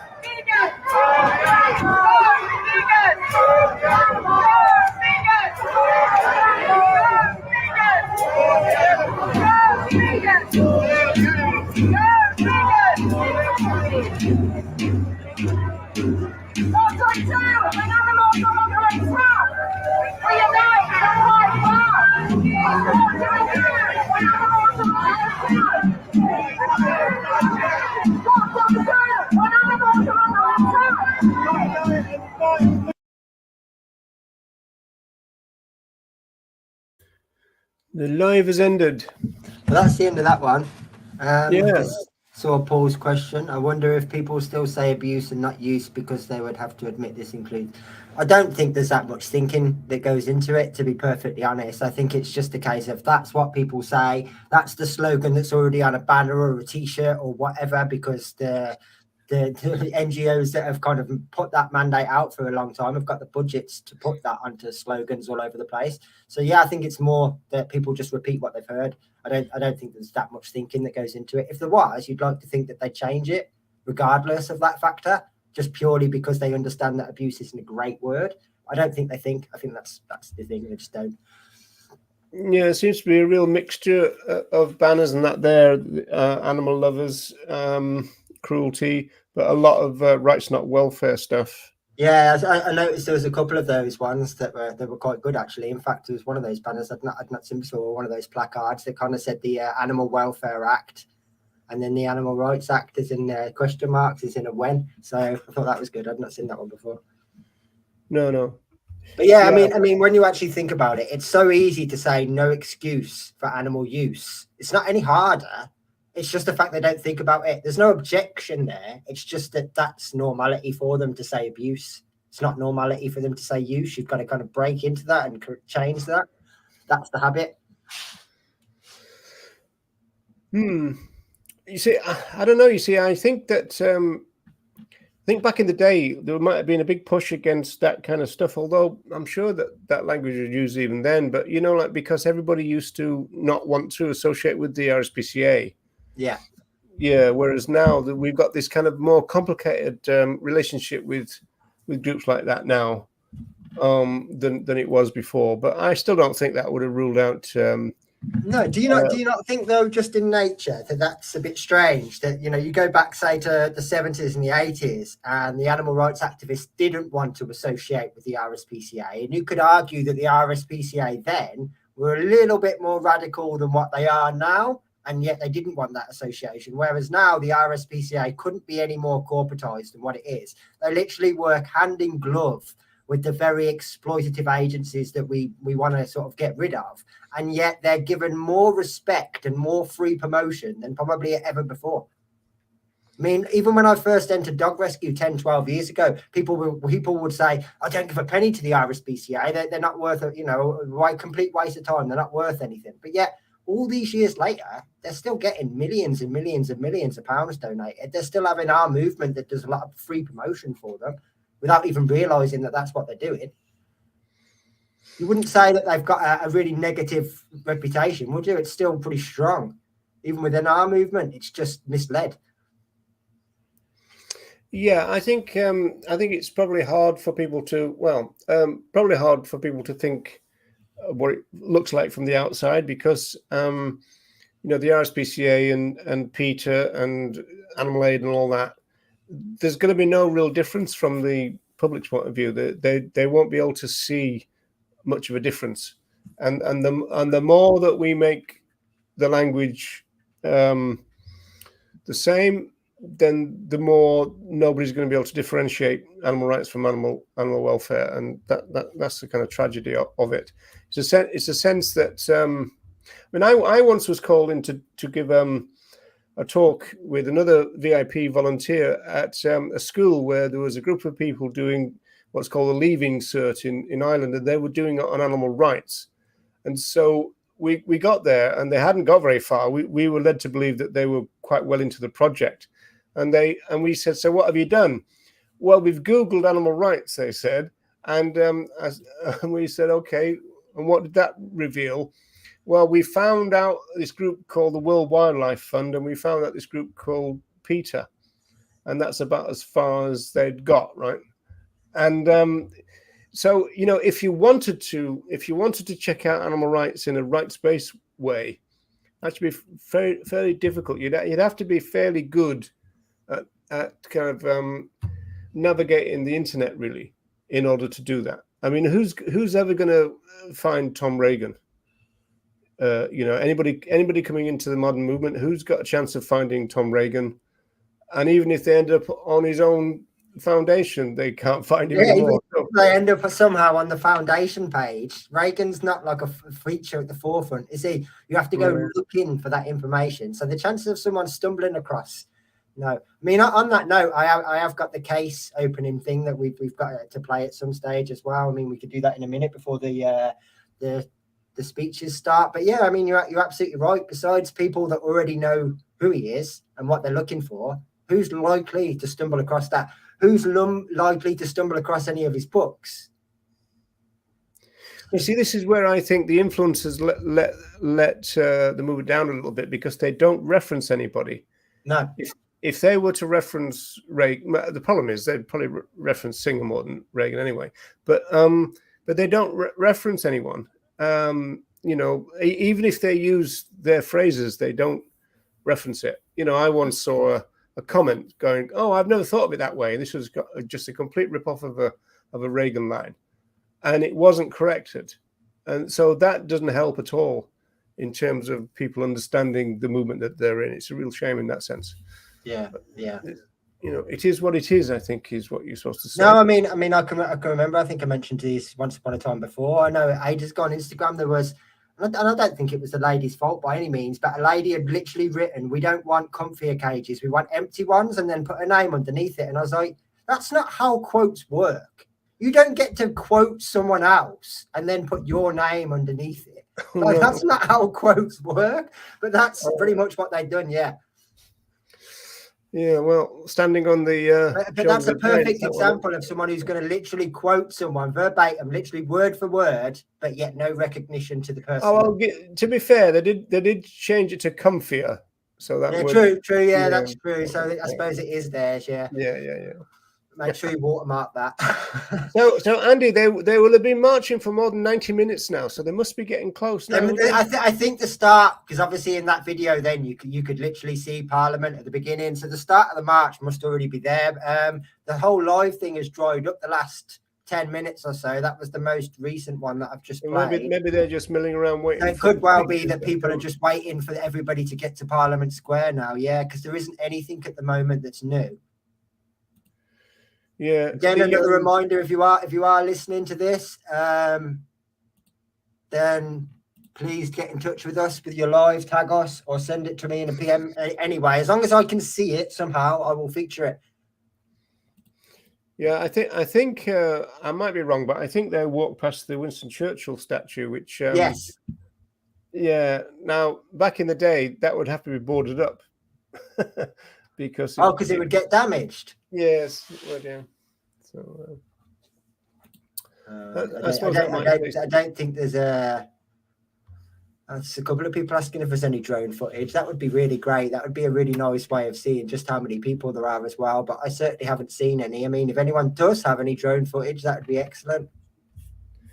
Well, I don't suppose the group was able to get a drone together. No, absolutely not between us. No. But I don't know if anyone that's attending has got one. Sometimes these things happen. So if anyone does see any drone footage whatsoever, that would be great. You could always have asked Mr. Potter, who the author of was it Green is the New Black or something like that? I can't remember his name now. But I know that he raised $90,000 for drones, and it all went missing. Oh, right. Yeah. Went up in the air, did it? Yeah, something like that. Yeah, up in smoke. No, there's still nothing new here. So if you want to go for a wee break and stuff, I'm happy to put the Reagan. Yeah, that sounds good. I don't. Now, to be fair, it sounds a wee break, as in Scotland. Yes, a small break. I definitely need a wee break. Right. Where is it there?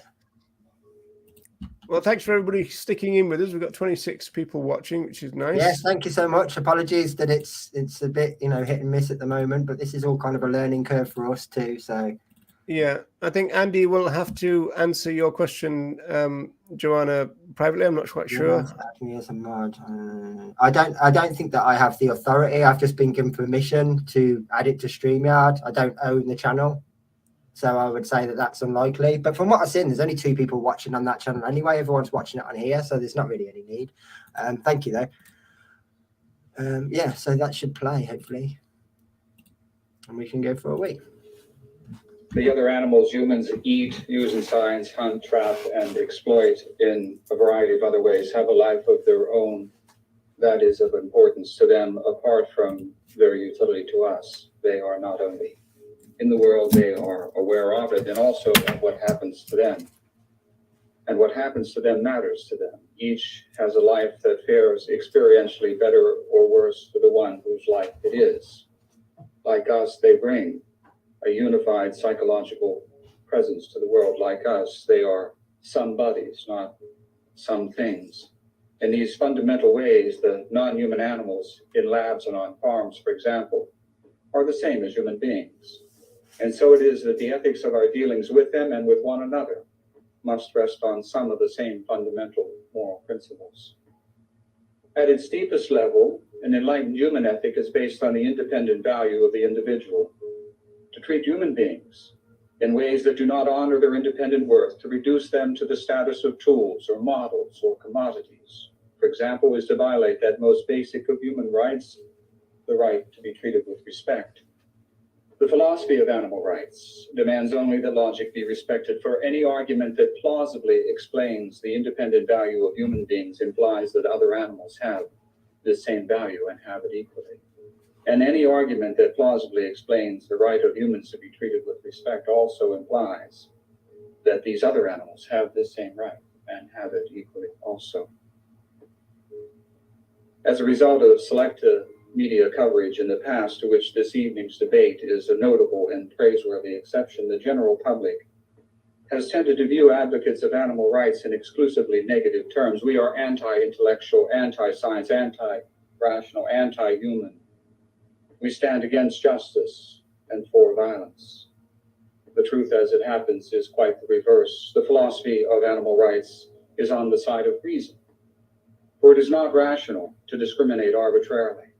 And discrimination against non-human animals is demonstrably arbitrary. It is wrong to treat weaker human beings, especially those who are lacking in normal human intelligence, as tools or models, for example. It cannot be rational, therefore, to treat other animals as if they were tools, models, and the like, if their psychology is as rich as or richer than these human beings. The philosophy of animal rights is pro, not anti-science. This philosophy is respectful of our best science in general and of evolutionary biology in particular. The latter teaches that, in Darwin's words, humans differ from many other animals in degree and not in kind. Questions about line drawing to one side, it is obvious that the animals used in laboratories, raised for food, and hunted for pleasure or trapped for profit, for example, are our psychological kin. This is not fantasy. This is fact, supported by our best science. The philosophy of animal rights stands for, not against, justice. We are not to violate the rights of the few so that the many might benefit. Slavery allows this. Child labor allows this. All unjust social institutions allow this, but not the philosophy of animal rights, whose highest principle is that of justice. The philosophy of animal rights stands for peace and against violence.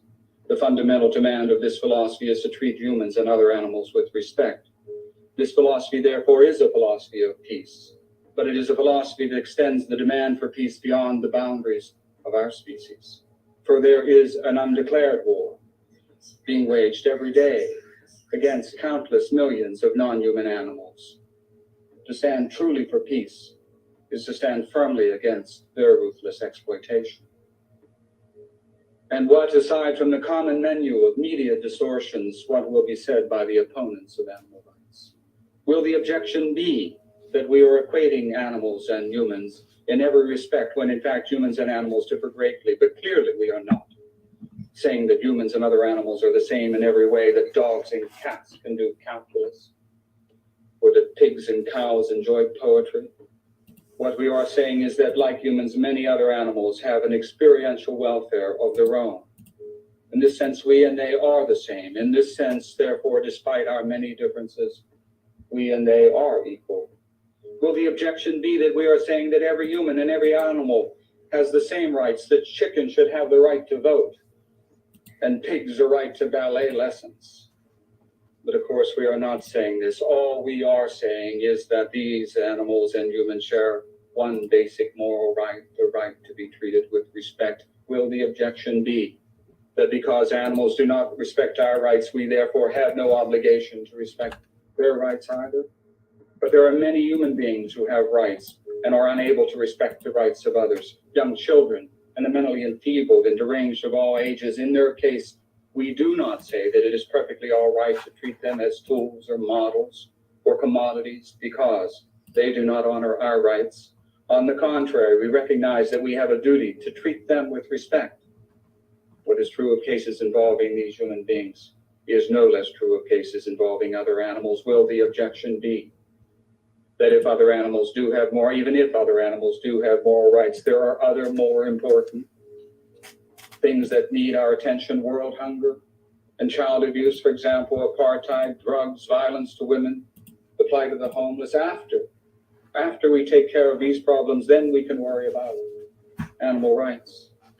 This objection misses the mark, for the rank and file of the animal rights movement is composed of people whose first line of service is human service. Doctors, nurses, and other healthcare professionals, people involved in a broad range of social services, from rape counseling to aiding victims of child abuse or famine or discrimination, teachers at every level of education, ministers, priests, rabbis. As the lives of these people demonstrate, the choice puzzle people face is not between either helping humans or helping other animals. One can do both. We should do both. Will the objection be finally that no one has rights, not any human being and not any other animal either, but rather that right and wrong are a matter of acting to produce the best consequences, being certain to count everyone's interest and to count equal interests equally? This moral philosophy, utilitarianism, has a long and venerable history. Influential men and women, past and present, are among its adherents, and yet it is a bankrupt moral philosophy if ever there was one. Are we seriously to inquire into the interest of the rapist before declaring rape wrong? Should we ask the child molester whether his interest would be frustrated before condemning the molestation of our children?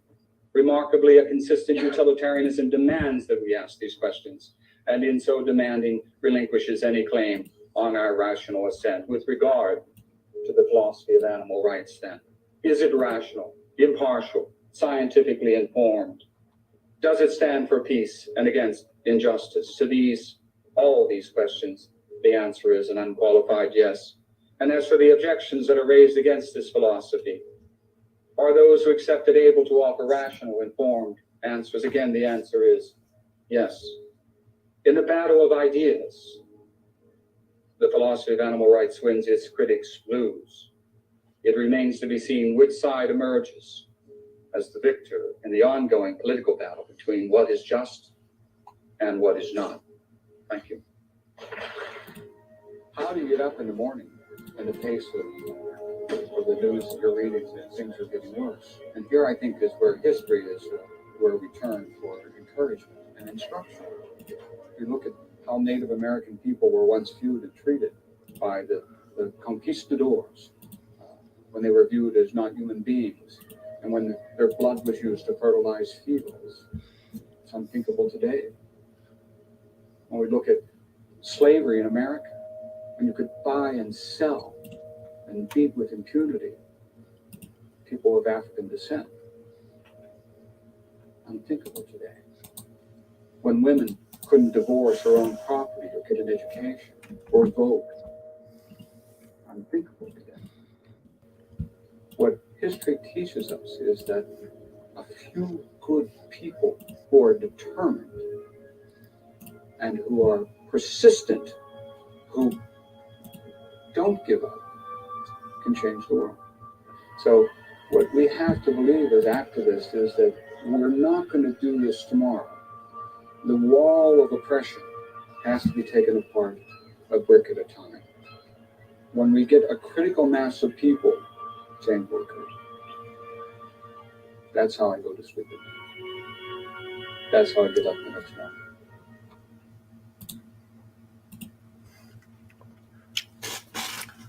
Oh, we did have. Oh, there he is. I was going to say we did have Ronnie join us again. I'm back for a short while.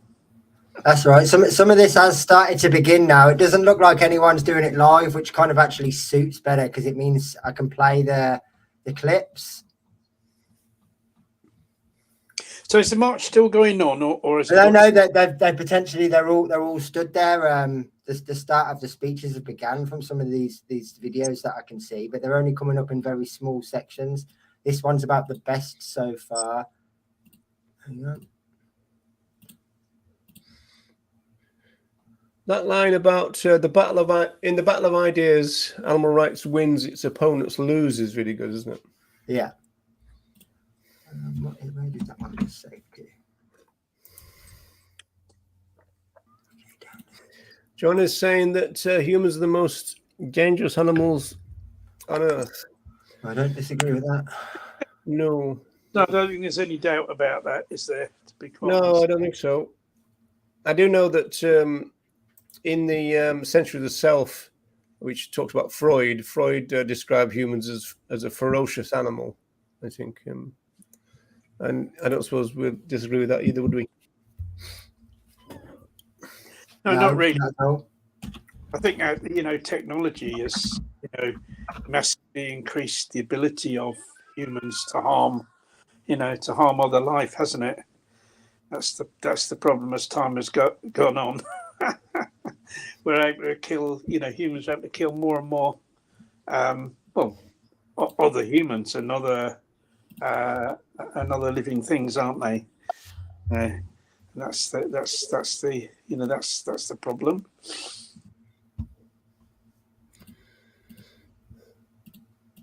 What's happening, Andy? You look busy, but yeah, I'm just trying to grab as many of these as I can see that go up, so that I can try and piece all right. it all together.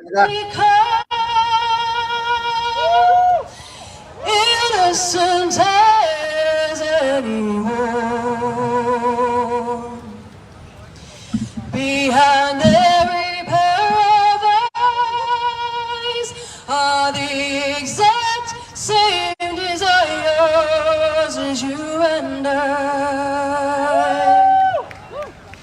A will to survive,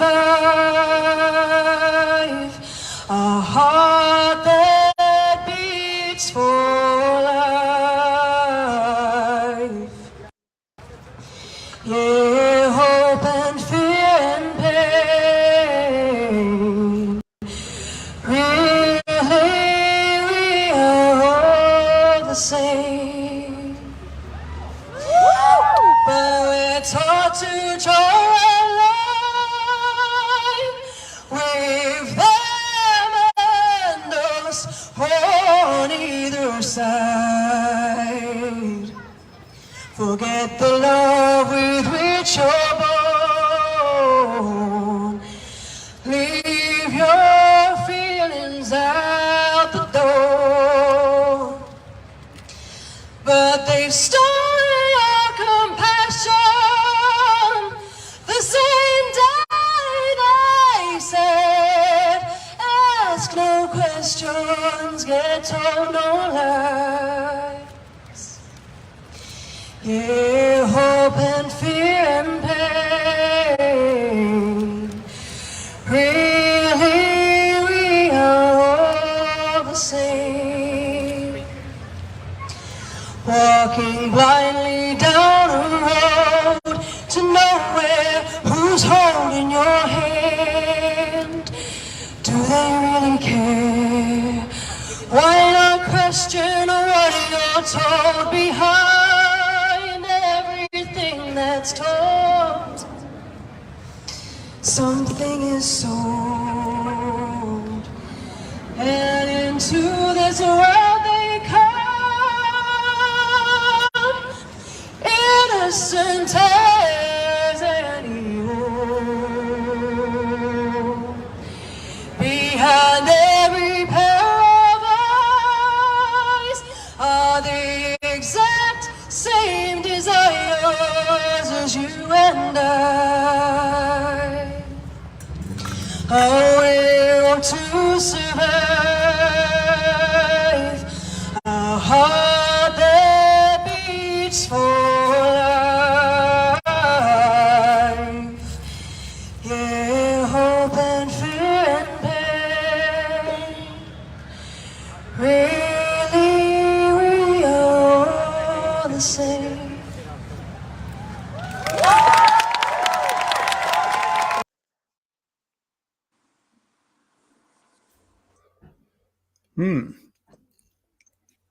I wonder who that was. I can't hear you, Andy, but I don't think you're muted either.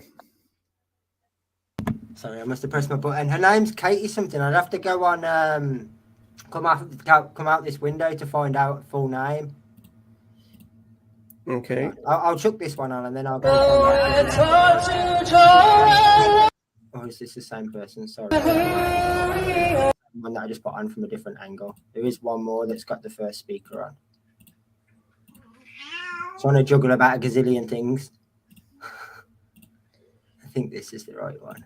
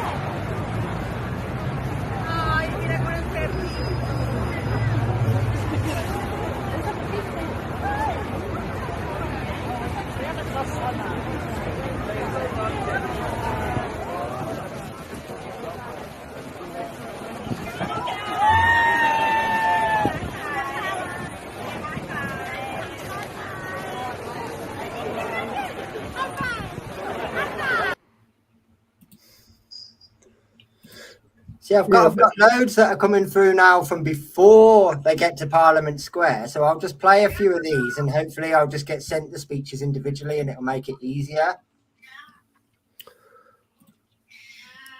Okay, so is that what's taxing you on the screen, the downloading?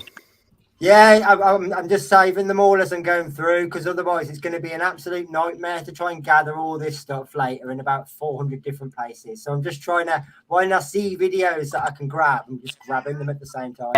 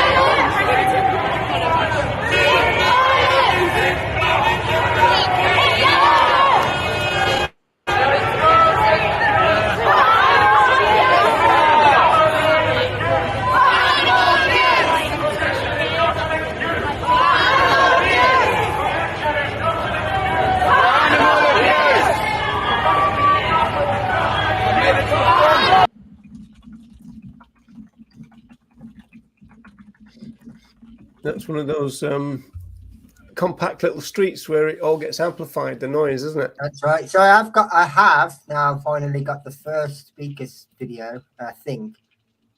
It's definitely the first speaker. I'm just assuming it starts at the beginning, hopefully. And some of them felt like this world was just too much to bear. I think we all feel like that sometimes. I definitely feel like that sometimes. It's not only the human animals that we're grieving, it's the non-human animals too. We're grieving everybody. Sometimes this work can be too emotional, too scarring, too tiring, too stressful. It can sometimes have legal repercussions that can impact us in a multitude of different ways. We can lose ourselves to burnout. The cause for animal freedom is a commitment to a different kind of liberation, one that we may never get to see in our lifetime. Now that is something that is a really scary thought for me. People like Barry Horn, Jill Phipps and Regan Russell, who all died in struggle, never got to see the future. They never got to see the future, the fruits of their labour and the results of all the actions that they took. So many animals have also died in struggle and will never get to see that justice too. I think about the orca, Lolita, or Toki, as sometimes they're known as well, and how they died in a tank and how they never got to see freedom. It's an extremely brave position to take, to become a vegan and live a life within your values in this cold culture of indifference and pain.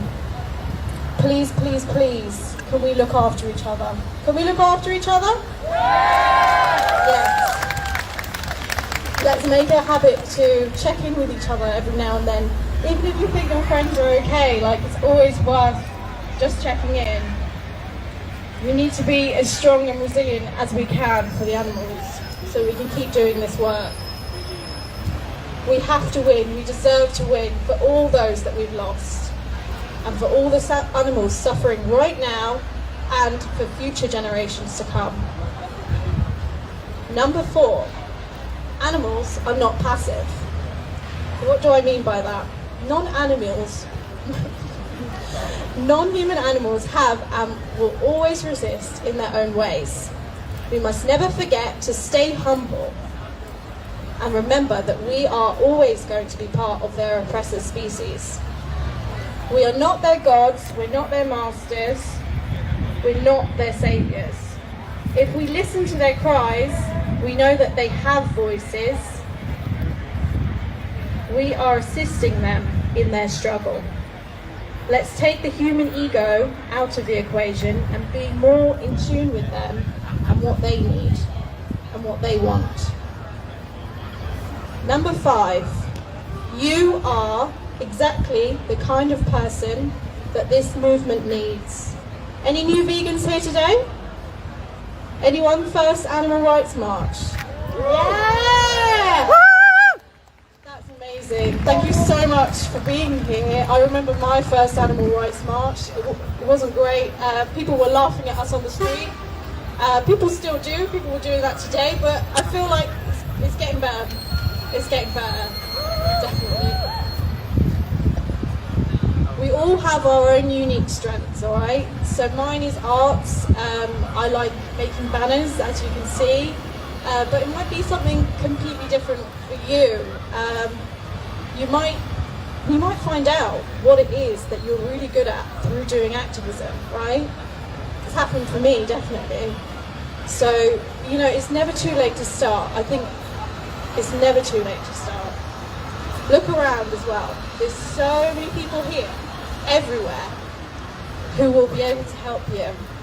Will be able to help you on your journey if you want to become an activist, if you want to start getting active for the animals. Please, please, please get involved. Thank you so much for listening.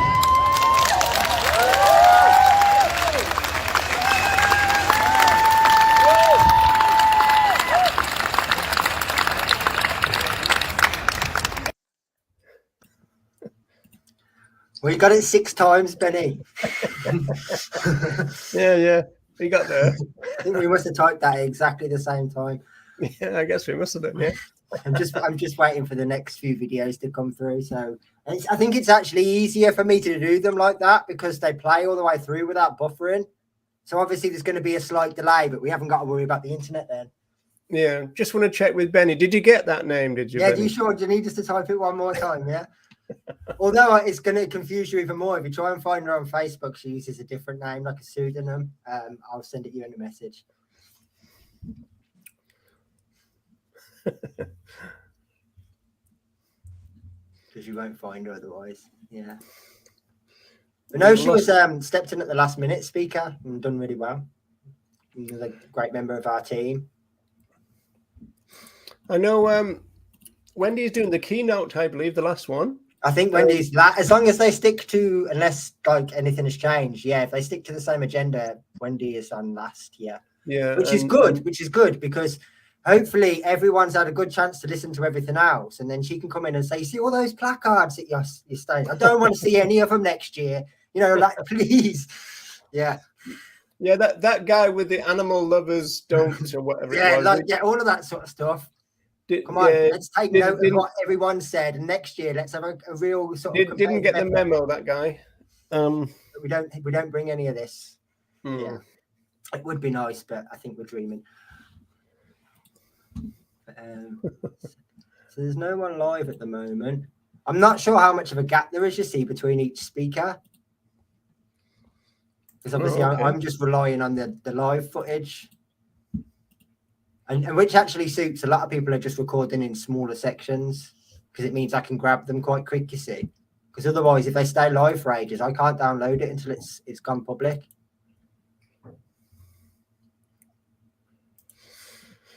Right. Okay. The TikTok's still going well. We've had 2 warnings for being on TikTok. Yeah, for being unoriginal. As we quite often get unoriginal content warnings. So okay. Unoriginal content warning. Unoriginal content warning. Considering all of this is brand spanking new, live, never been shown before. Yeah, I'm not sure what TikTok thinks is on. Considering some of the crap that's on TikTok as well, like it's a bit rich, isn't it? They probably mean that somebody's been on a march before or something. Yeah, someone's been on a march before. Yeah, they've heard no excuse for animal abuse before. I mean, in that regard, you're right. Very unoriginal.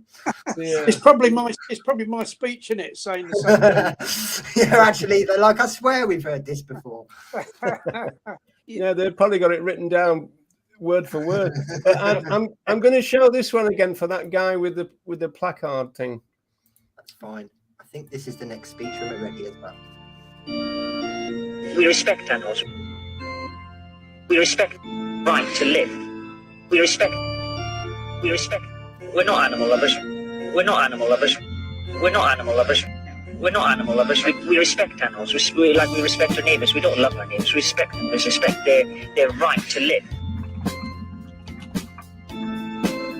Right to live. We respect. We're not animal lovers. We respect. We're not animal lovers. We respect. We're not animal lovers. Right to live. We're not animal lovers. We respect animals. We respect our neighbours. We don't love our neighbours. We respect them. We respect their right to live. We're not animal lovers. No, we're not animal lovers.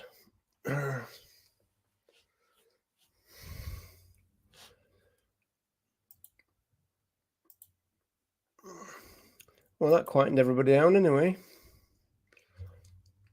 You're muted again, Andy. I want everybody here to answer me. So I ask, what do we want? Animal liberation! When do we want it? Now! Thank you. I really needed to hear that from you. I find that really empowering. So there's just something so empowering about a march like this because there's so many of us here joined by one big common purpose, and there's strength in numbers because together we can come away from here today and we can make a huge difference. We can change history. We continue to raise our voices like we have today. So you must never underestimate your ability to affect change. You must never underestimate your ability to convince others of what is right and what is true. Each and every one of us has a part to play in achieving animal liberation. We each have our own skills, abilities and strengths that we can bring to this movement, and we need to utilise them. We need to work harder than ever before because the animals need us more than ever before. So I'm going to talk a little bit briefly about myself. So I'm a vegan academic. I'm writing my PhD on historical versions of our diet and activism. I'm also a strong activist and local community organiser, and I've tried very hard to build up my own group of activists in Cambridge. One of my life goals is to teach the history of animal rights and veganism in universities, to look back over history and to demonstrate how prevalent our ideology is in the literature of the ages. That's one of my goals. But I'm also an ultra runner who represents Vegan Runners UK. Are there any vegan runners here today? Can you raise your hands up if you're a vegan runner? I mean, there's thousands of us now. The club is absolutely huge, and I saw quite a few hands.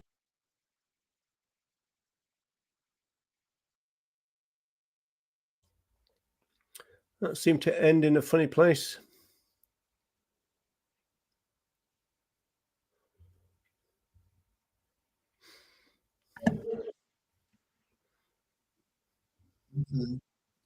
The singer's name was Katie White, by the way. I just checked that whilst we was on Instagram and YouTube. Katie White. Was that Sean Barr? That was Sean Barr just speaking then. Yes, that's right. There should be a little bit more of that because obviously he's not finished. I'm getting them in drips and drabs. Yeah, did that just cut out, do you think, then, or what? Yeah, if people are doing the lives in small segments, I think, so that I can grab them. But yeah, I'm just working on everything that I can find. But yeah, I can grab the singer's YouTube, in fact, and I can put that in here as well.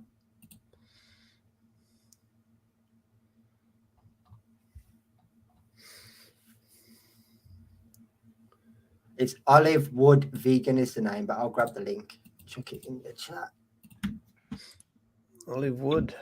Olive Wood Vegan is, yeah, and name's Katie White. There you go.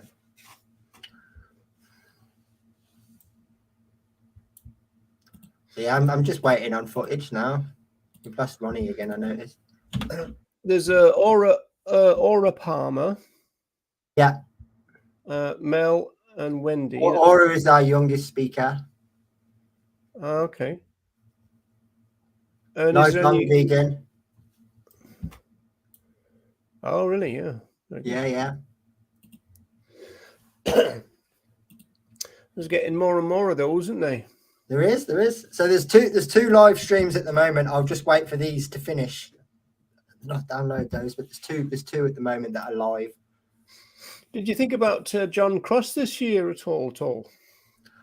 What, to speak, you mean? Yeah. No, never came to mind. I've potentially got at some point when we actually managed to arrange it, because he's a really busy guy. I mean, he's involved in 100 times more things than I am.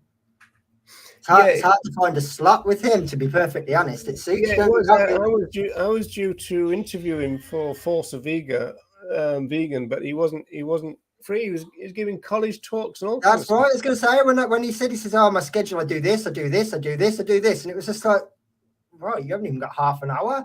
Yeah. He's a very, very, very busy man. Either. I mean, would he be interested in something like that if he was asked? I don't know. I don't know him well enough to think whether he would. Interested in what? To do something like a talk, like somewhere like this. Would that be something that would appeal to him? I really I've never seen him do anything like that before. Yeah. But it'd be very interesting to listen to.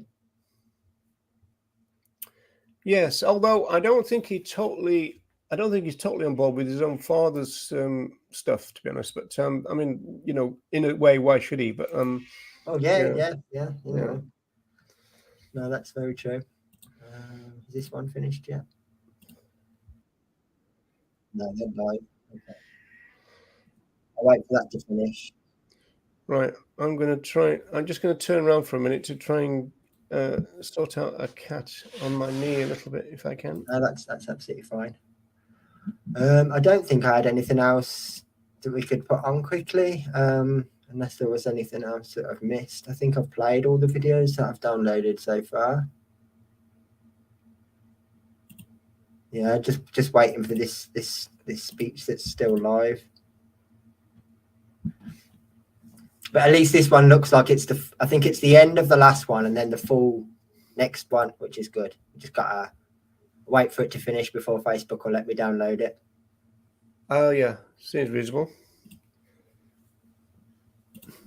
No, it's not going too badly so far, and they won't have a huge amount of time left after like about another hour or so. And I think the speeches will be done, and then as long as the weather stays okay, I mean, it's absolutely belting it down still outside here, but it still looks decent in the sky there. And then they're going to have a picnic, I think, from what I'm aware.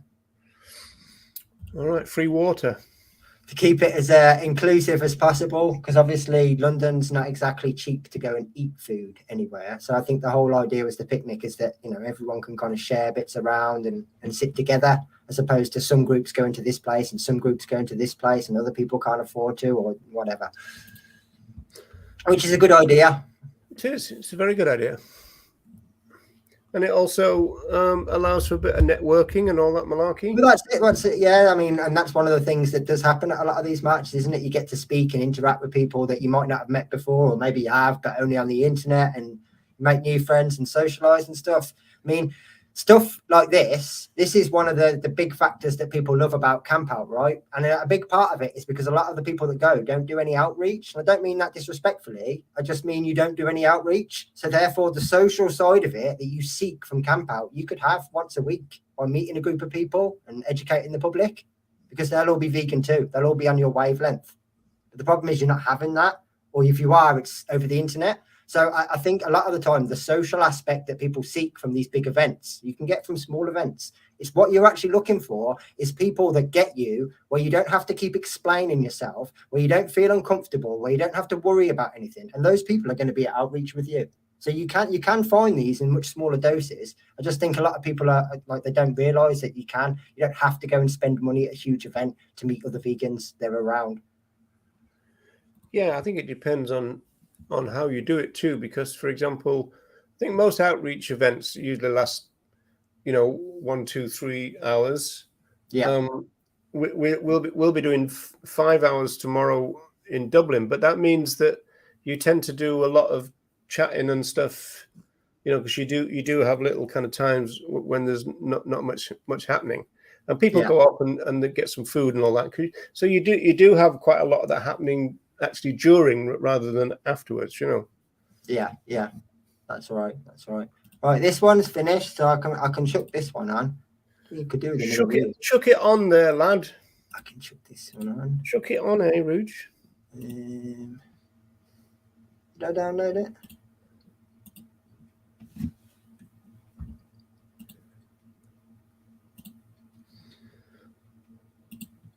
All that brain power, folks.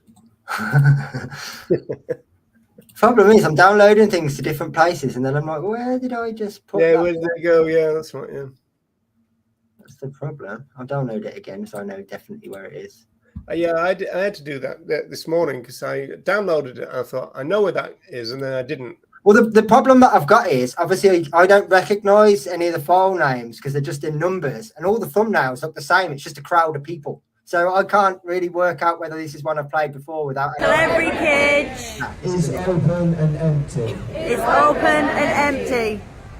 Okay, thank you everyone. You can sit down and stand up.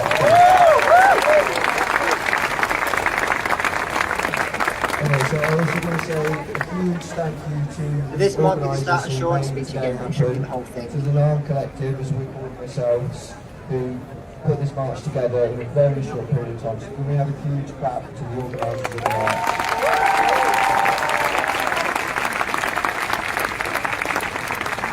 So I'm going to finish here by asking you the same question that I started with. What do we want? Animal liberation! When do we want it? Now! Are we going to fight for it? Yes! Are we going to get it? Yes! Then let's do this. Let's go get it.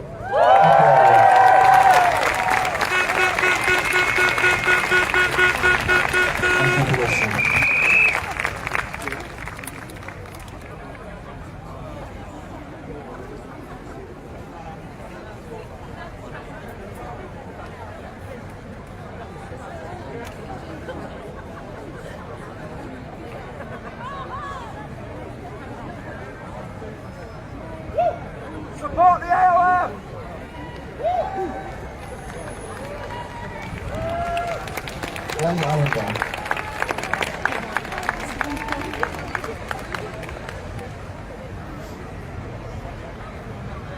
One for Sean Barr. Sorry, a little bit of distraction. I'd just like to point out, in case anybody doesn't know, Jesus does love you, and please repent all of your sins.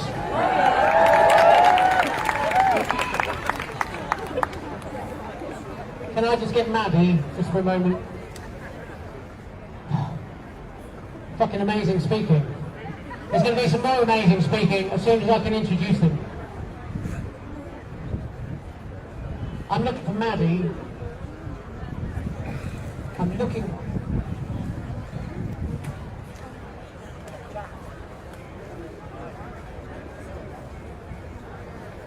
Okay, ladies and gentlemen, in case you didn't know, this whole event is being broadcast as a live event.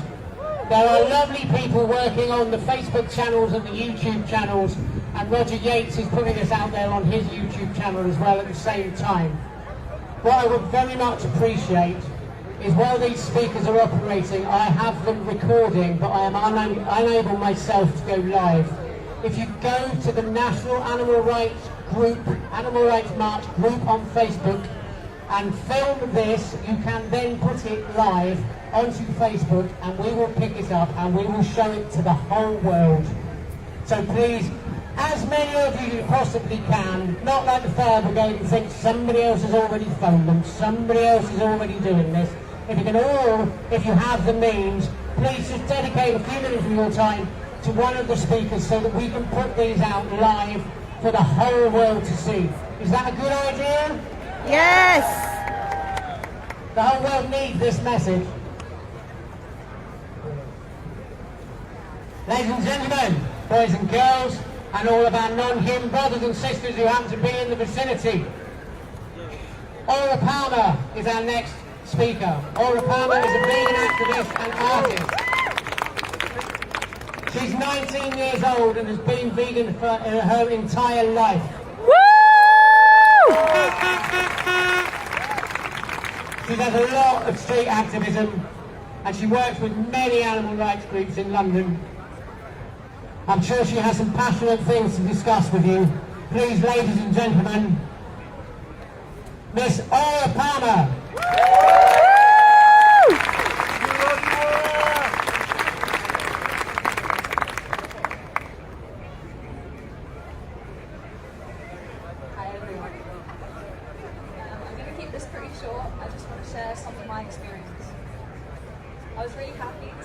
To speak at this year's Animal Rights March because this is a very important event for me.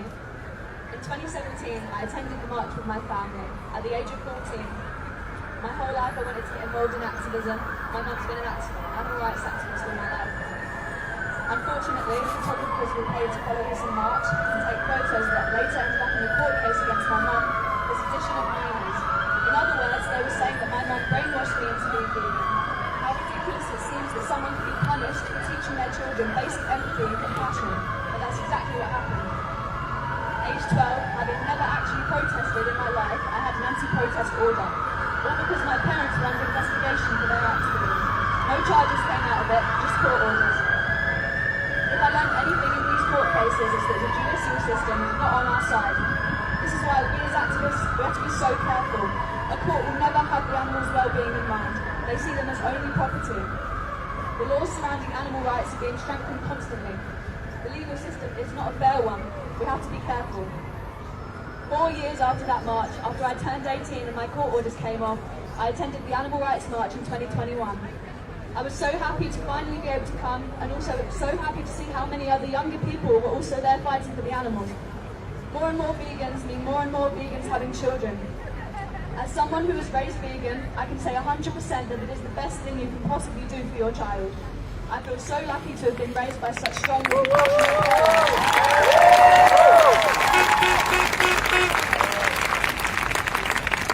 To any vegan parents doubting themselves or falling for the lies they're told that your children will get ill or they'll wish you let them be normal, they won't. Since that march, I've been doing activism consistently for almost 2 years. If I can give one piece of advice to vegans everywhere, it's to get involved in your local animal rights activist community. It's so insanely important that we all have each other for support.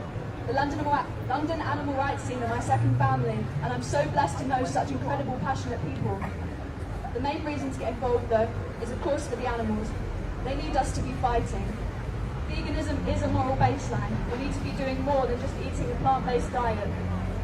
There aren't enough activists turning up at events. All events in London can be found on Facebook and Instagram under London Animal Rights Activism. I just want to finish with reminding us all that we are fighting for abolition of all animal cruelty and exploitation, not less of it. We must fight until every cage is empty.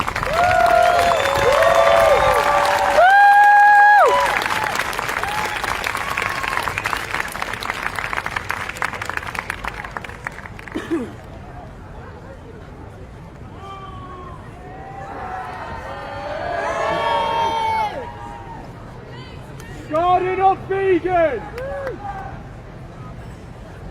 There is such a thing in this country as freedom of speech. So I'd like it if we could all grant this man freedom of speech.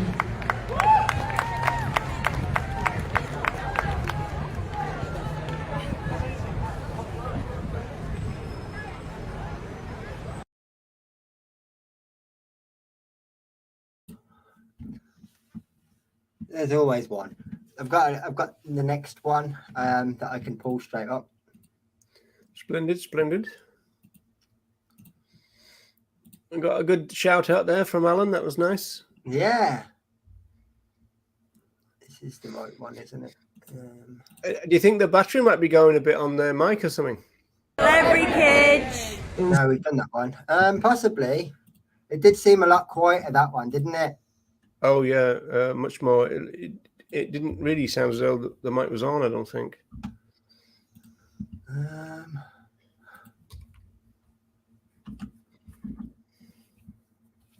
Oh no, that's the same video of Orla speaking. It's just from a different angle. So we'll just have to wait for this one to finish, and the next one of Mel will be up then. Yeah, you'll be able to do the after film with about 4 different angles for everybody. Yeah, well, that's the one thing that's been a bit of a like. I'm not complaining at all. I mean, I asked for people to send me this stuff, but that has been the one thing that I've confused myself with a couple of times. I'm like, oh, new video. Nope, same video. Oh, nope, same video. And it's just from a slightly different angle or a slightly different perspective. So yeah, if you want a load of different angles of stuff, the compilation footage, there should be quite a lot of it. It would be a nightmare to edit it though, wouldn't it? Because you'd have to have the best of the audio and then just switch around. I wonder who will get that job. So don't worry. I don't know. I think it might come early on in the alphabet, I think. Yeah, possibly. But I don't mind. Editing is, I don't know, it's not a problem for me. Right, so yes, so I've got the next one. I don't know whether this is all of Mel's speech, but this is certainly a section of Mel's speech. Up to Mel already, wow.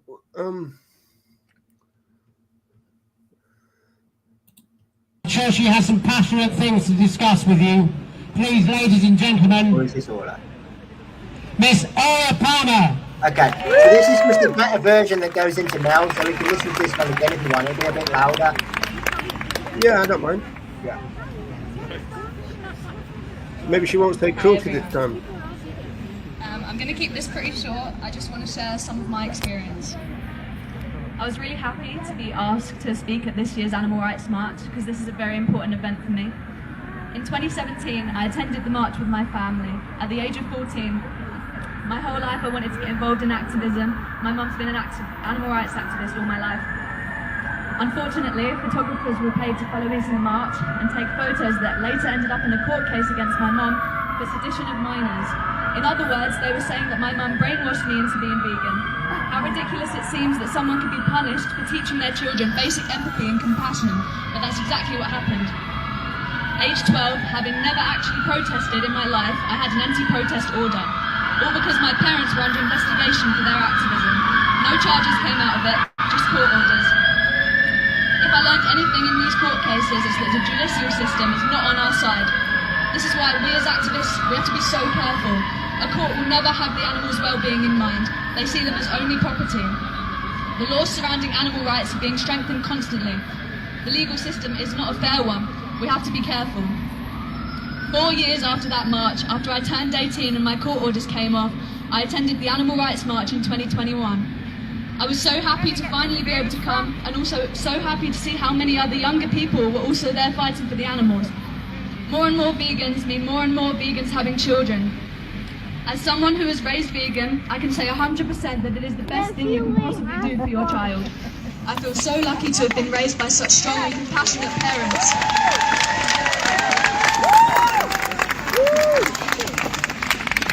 To any vegan parents doubting themselves or falling for the lies they're told that your children will get ill or they'll wish you'd let them be normal, they won't.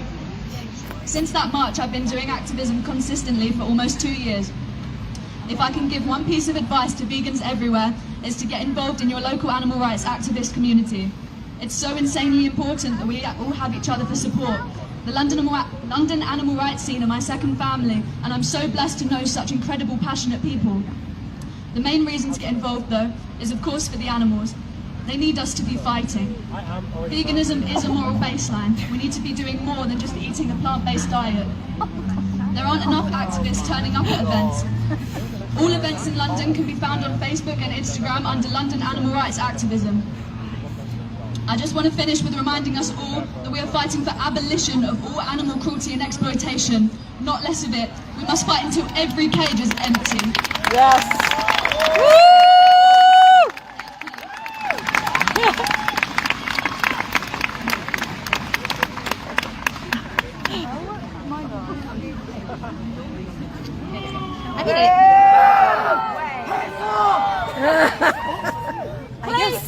I guess it's just the Christian group in favour to the animals.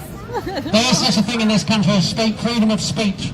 So I'd like it if we could all grant this man freedom of speech. What about respect? He's got no respect. What about respect? Thank you. Oh, they're going to fight it. I don't know. There's also such a thing as respect as well. Uh-oh. So vegans are going to hell.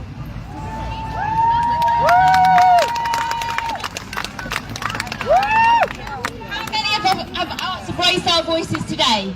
Yeah? And now you're saying I don't sound peaceful because he's telling everyone. Last year on Plant-Based News, you can ask them for the footage, he was interviewed and he said all vegans are going to hell. So I started quoting the Bible at him last March. All pro-vegan verses. Genesis verse 1, chapter 29, green plants for food. Right? I'm not religious, right? But we are a peaceful movement. And if I'm raising my voice, it doesn't mean I'm not peaceful. We've all raised our voices here for the animals today, all of us.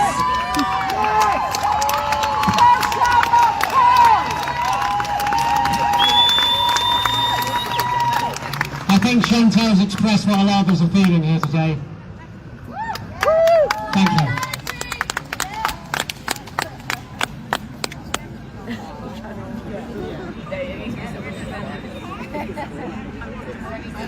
Please do your job! Please do your job! Right then, now that's all out of the way, our next speaker is Mel Boren. Yay! He's a big dog. There's a slim possibility that one or two people here might know who he is, might know his name. He's been around for a little while. I'll read what it says here. Mel joined the fight for animal rights at the beginning of the 1980s, and in the following decades has taken part in many campaigns.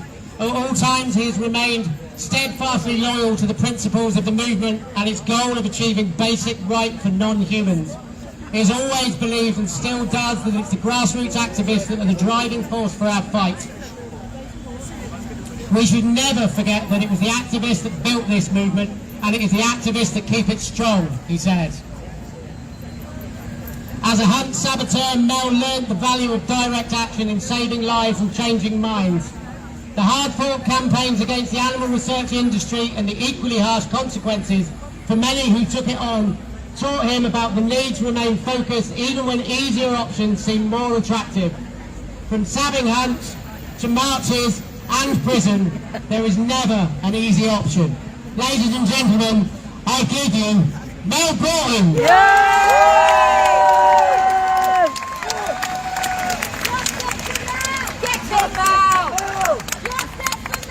Justice for Mel! Alright, hello everyone. It's really great to be here, and it's been great to catch up with people I haven't seen for a while. Now, some of you may know that I was recently on an enforced holiday at a hotel in Peterborough, HMP Peterborough, and I got to tell you, the room service was shit. Here I am again, back out with you once more with my tag on. I had to be unfortunately, it's deemed that I'm still a problem, so I have to be in home by 9 PM every evening. But I don't want to fill this speech full of curt references to my woes. And that some of you know what that means exactly. So, the Animal Rights March. What I've got to say isn't going to take long, but it's important. It's said, as the introduction said, I joined the animal rights movement at the beginning of the 1980s. And it's that animal rights movement that I address today.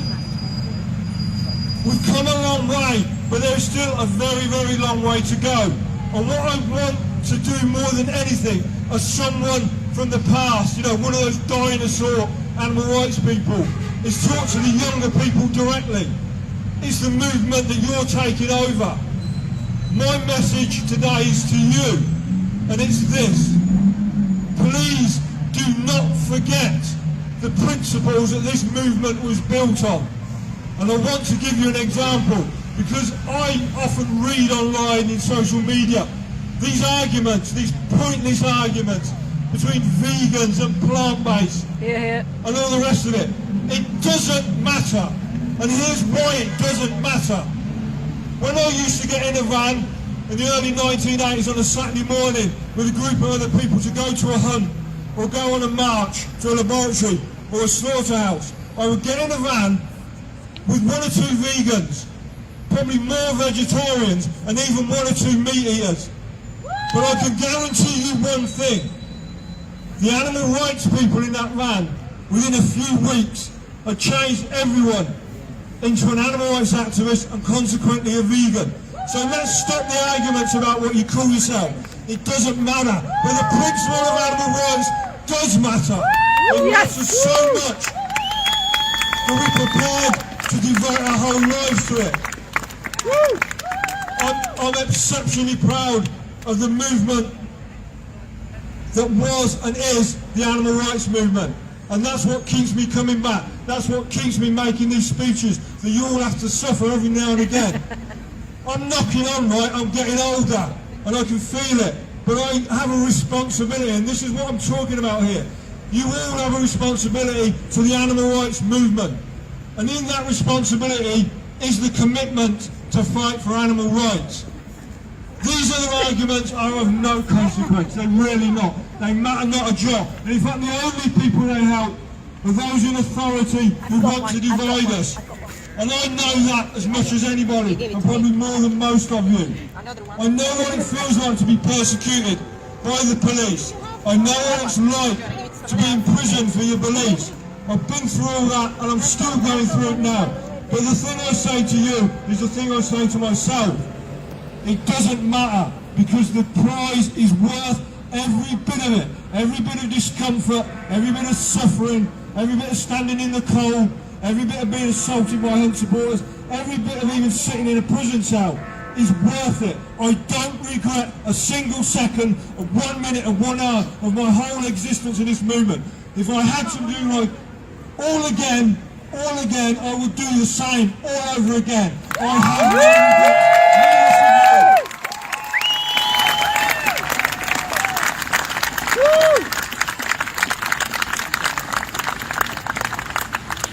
There are always going to be difficulties, and if you think about it, a movement like ours faced with what we're faced with should expect there to be problems and troubles and difficulties and sacrifice. And it's sacrifice as well that's important. And I don't mean the sacrifice of going to prison or even losing your life. And that has happened to our people in our movement. We have lost people in tragic circumstances. Worse than that, we've been killed by people involved in animal abuse. But the sacrifices are every day. When you get up to a protest, when you get up to go subbing, when you get up to go on a march, if you say to yourself, oh, I don't really feel like it, think about that. That is an insult to our movement. That is an insult to those animals who are waiting for their freedom and their liberation. So my message again is to all you young people, and it is you that matter more than anything now.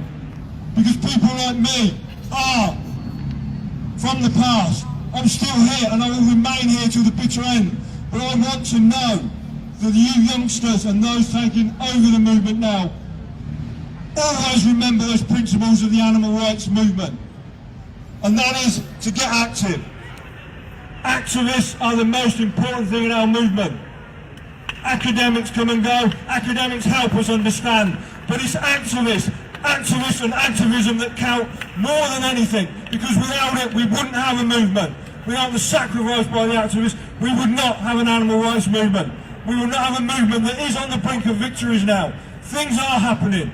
It looks hard, but let's remember, MBR acres are under pressure. Now they haven't been in there for 20 or 30 years because of activism. The hunting world is in turmoil. In turmoil. I was at a hunt last night, a club hunt last night at 5:30, and I've got to be home at 9 o'clock, otherwise I turn into a prisoner again. But I don't care, right? Because I know that it's about commitment. But I can tell you those people are running scared. The hunters know the time is up, and MBR acres know, and they must understand, as every slaughterhouse and every factory farm and anybody else involved in the exploitation. That's where that one stops. I don't know if this other one has got the end. I'll just quickly put it up and check. I'm not sure if it's got the end of Mel's speech or not.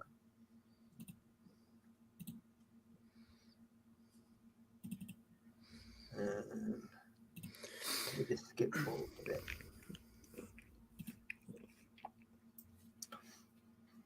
If it loads. Sure, she has some passionate things to discuss with you. Hang on.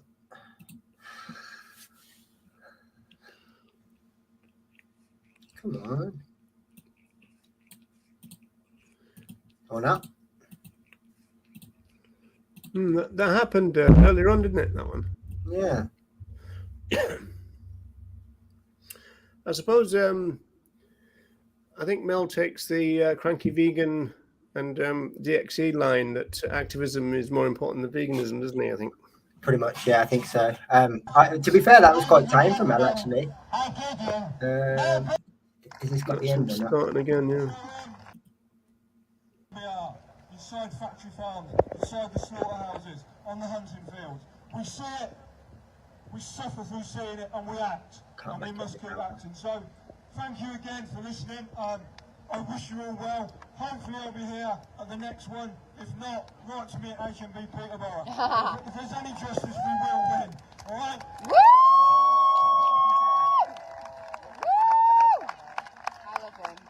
Okay, so we did get the end of it. We're just waiting on the next one. So have we just got Wendy left then? Yeah. I'm struggling to see a live stream. Someone best be recording, Wendy. But I can't actually at the moment see a single person live. Right. And how long ago was the Mel one? About 15 minutes-ish. Okay.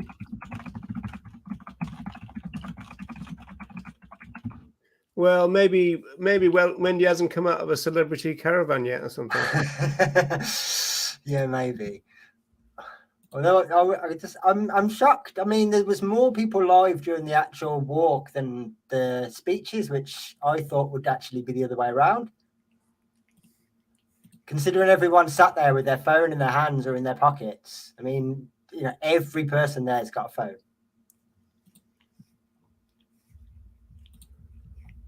But no, I can't find there's not a single live stream that anyone. If you are live, please tag me or let me know. Or if you see one, please make me aware of it. But at the moment, I can't find one. So we'll have to wait. But it's disappointing because usually I can find one and we have to wait for it to finish, which is fine because I know it's recording. But I actually, as it stands, can't find a live stream. Right. Well, I'm assuming that they will think about filming the last speech. Oh, yeah. I mean, hopefully it makes no sense otherwise. But at the moment, I can't find anyone that is. Whilst I remember, though, quite a lot of those videos have come from someone called Leonie. So a massive thank you to you. You've been fantastic in terms of tagging me, in terms of sending me stuff. Brilliant. Thank you. A lot of this stream wouldn't have existed without you. We'd have been sat here going, So, yeah, hugely appreciated. Sat there going, just a normal show then. It's a normal show, yeah, bog standard. This one's got a bit of content. But nope, still nothing. I'm not sure on numbers, to be perfectly honest. Good turnout though, much better than what I expected. Until you see some sort of view from above, or I can put some of this footage together and kind of, because you can't tell whether you're counting the same people more than once.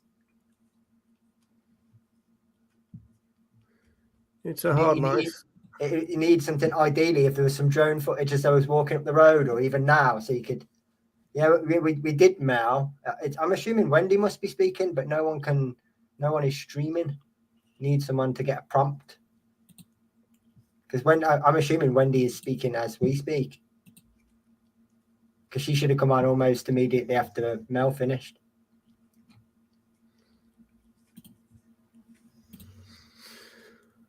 Louise is estimating 700. Yeah.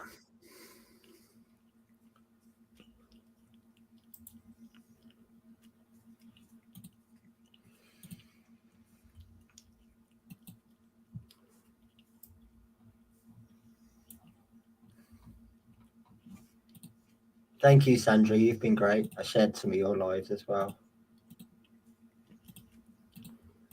But yeah, I still can't find a live for Wendy, which is pretty disappointing. I'm just hoping that someone's recording it and they'll send it to me afterwards and we just have to wait a little bit, but don't want to miss out on Wendy's speech.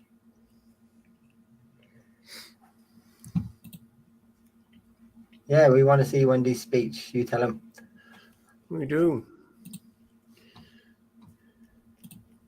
Let's start a chant. Why are we waiting? Why are we waiting? What do you think, Ridge?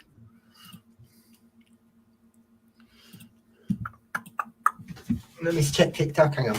It's the only thing I haven't checked.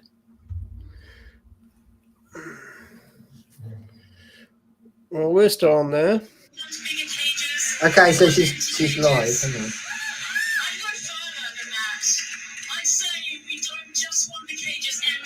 Hang on.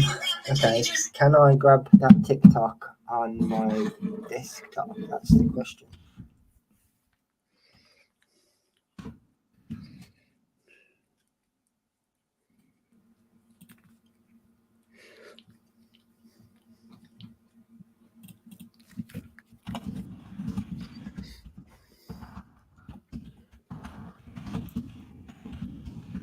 At least I know worst case scenario that I can grab this video from TikTok afterwards, even if I can't stream it.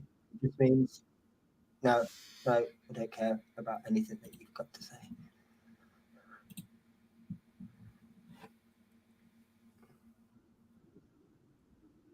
So what channel is the Vegan Talks UK. Say that again. Vegan Talks UK, so it's not Paloma's, the other one. Vegan Talks UK. Yeah.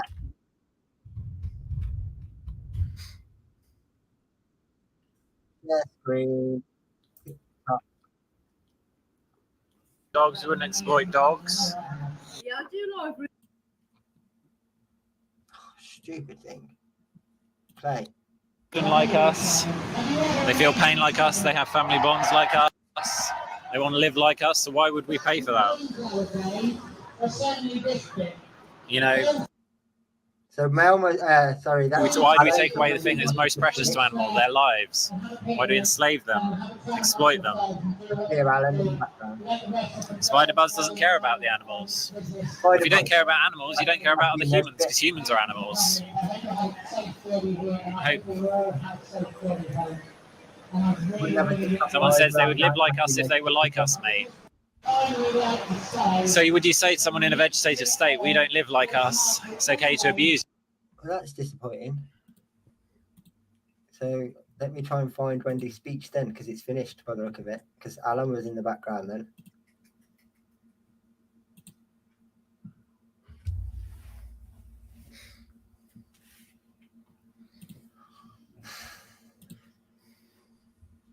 It was all going really well then, and now we've got like this gap. I had loads of videos all lined up and we've gone through them, and there ain't another one, which is really disappointing, because once we'd done Wendy's speech, like that, the most of the day was covered. I just can't believe not a single person on any of my lists are live, apart from on TikTok. Tell me when people let you down, Andy. We've had a drought. Yeah, there's not a lot I can do. I haven't even got any more filler content either. We've gone through it all.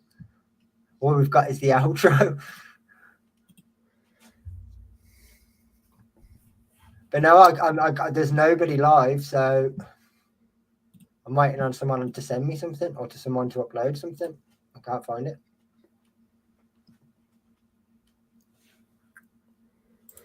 Oh, do you want to just show? Can I just show something? Yeah, share whatever you like whilst I'm looking for this. Go for it. Okay.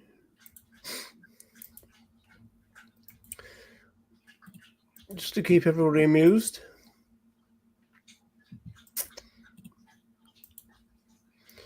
Here we go. The history of the vegan social movements.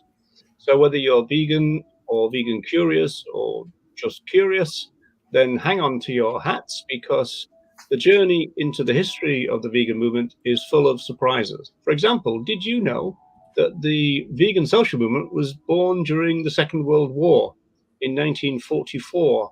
The founders of the vegan movement lived through this terrible conflict. It's hard to imagine what they went through. Some said that they found the experience shattering and shocking, and they thought it revealed the fact that humanity was in crisis. Therefore, before the end of this conflict, the vegans declared peace. They invited people to include veganism as part of their peace aims for the future, because they saw veganism as part of human moral evolution. And they said this is a crucial and necessary part of the future. In 1945, Donald Watson, the best known of the co-founders of the vegan social movement, was asked to specify what veganism was all about. He said it was about opposing the exploitation of sentient life. Watson went on to describe the vegan movement as the greatest cause on earth. And why so important? He said because this movement was the only one that could save humanity. Sociologist Matthew Cole studies the vegan social movement, and he says that it concentrated from the beginning on intersected goals, the end of animal exploitation and a less violent humanity. He says that the vegan pioneers had intertwined goals of transforming human beings and transforming human society. We do that, the pioneers argued, by altering our attitudes to other animals. That is also the key to human liberation, they thought. The general idea was summed up very well in the 1990s by Kath Clements.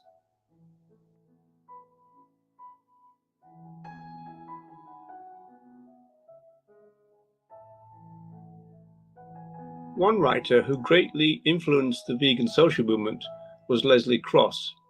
He also helped to develop Plant Milks, along with an entrepreneur and business person called Arthur Ling. Cross developed a position I call focus and scope.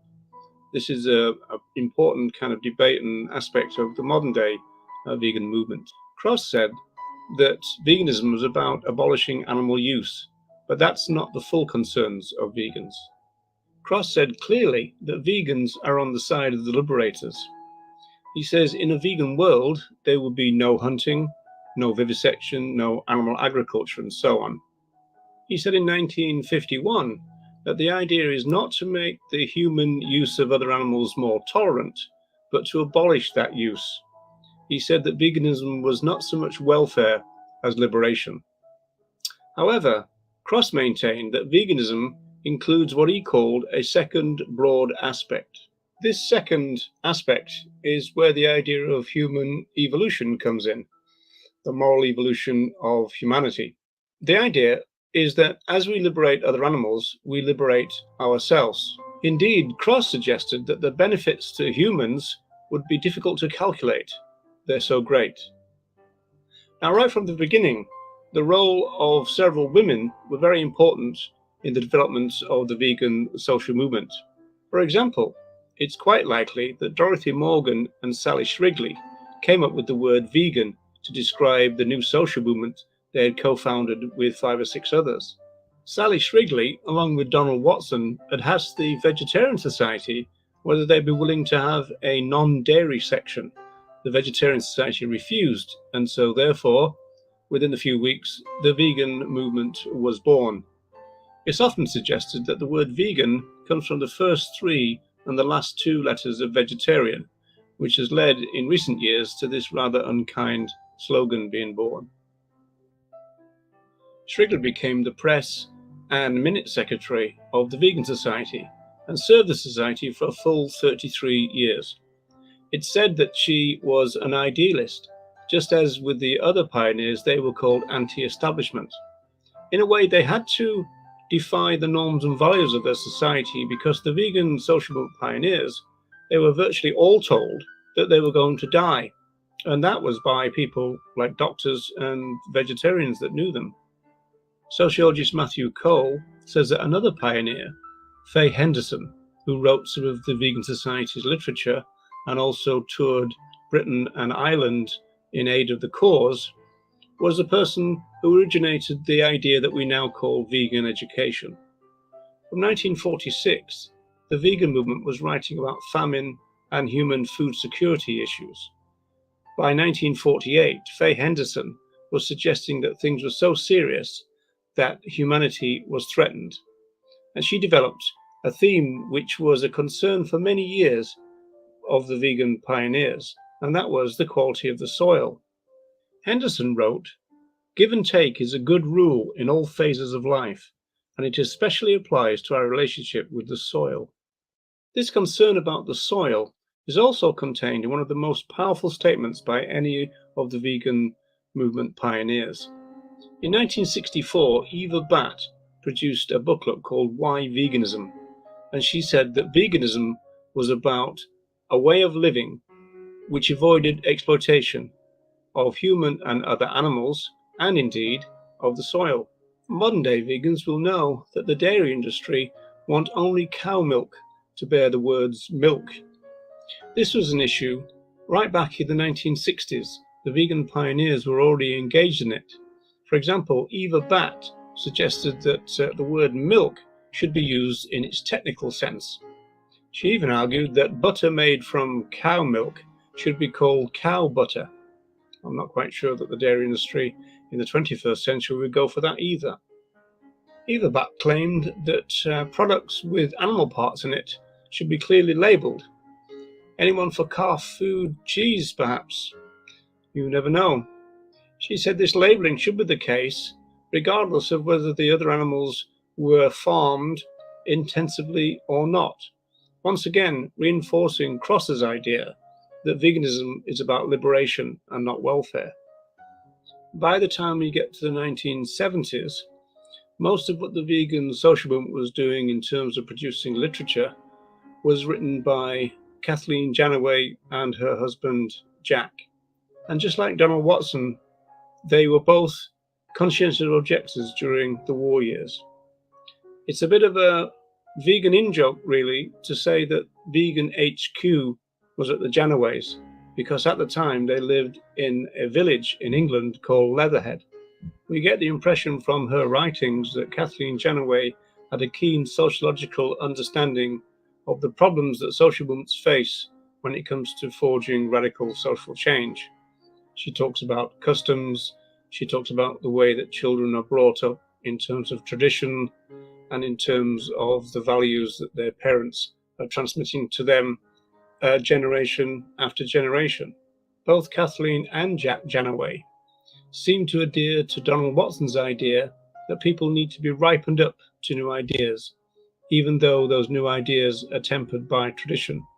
And Janaway herself was very keen to understand the power of the media in terms of advertising, as in a way a block to social movement advancement. In 1976, Kathleen Janaway was featured on the BBC in a program called Open Door. This is where the BBC would allow their resources to be used by social movements in order for the movement to make a film of their own. This film now looks very dated, although it's still available online. In fact, parts of the film were used by comedian Simon Amstell in his pro-vegan mockumentary called Carnage, which was released in 2017. Despite its dated appearance now, the documentary created a huge surge in membership of the vegan social movement back in the day. Kathleen Janaway, like the earliest of the vegan pioneers, was conscious of the fact that human progress, in a moral sense, seemed to have faltered. She believed this was partly due to their exploitation and use of other animals. Janaway argued that humanity needs to end its dependence on slaughterhouses, especially in relation to children. She thought that their moral development and their compassionate development was held back and hindered if their parents forced them to eat animal products. Janaway said that fundamental changes in the values and practices of the dominant world system, which has created a situation in which millions of people and animals already suffer extreme deprivation and die prematurely, is essential. She went on to explore what she called the vegan way, and also explore the idea of a tree-based culture with a new group that she formed, which was called Movement for Compassionate Living. Now, obviously, a social movement cannot really function properly if it's based at a person's house. And so this is where the aforementioned Arthur Ling comes into the story, in the sense that Arthur Ling was a remarkable business person and started his vegan journey in 1926. He was also a pioneer in terms of biodiesel and also in plant milks. In terms of what he did for the vegan social movement, he put it on a more sustainable footing in terms of organizing an office and staff and professionalizing the organization as it stands now. As a sociologist, the ironic thing there is that if you read social movement theory, we know that when a group does professionalize, then that means its radical core can be threatened. This, to some extent, has happened with the vegan social movement. It's an ongoing battle of ideas, as animal rights philosopher Tom Regan would put it. In the battle of ideas, the philosophy of animal rights wins, its critics lose. It remains to be seen which side emerges as the victor in the ongoing political battle between what is just and what is not. So, Earthlings, there we have it. That's something of a whistle-stop tour through parts of the history of the vegan social movement. We are left with a picture of a revolutionary group who were really movers and shakers of their time. They declared peace during a global conflict, and then they set about exploring what they wanted to do about it, and also kind of organizing in a social movement sense. You could say really that the beginning of the vegan social movement was rather chaotic, but now it's a professional organization. You could also say that some of the revolutionary values of the group maybe have been tempered over time. And again, that's part of the discussion that goes on within a social movement. one thing that sociologists know about social movements is that they move, they evolve over time. And there's nothing wrong with that. In fact, that's crucial. Otherwise, they would stagnate. So, Andy, any luck? I can't find the speech. I'm tearing my hair out trying to find it. No one's replying to any of my messages. So at the moment, no. Yeah. Also got one from Joanna saying the same. So, yeah.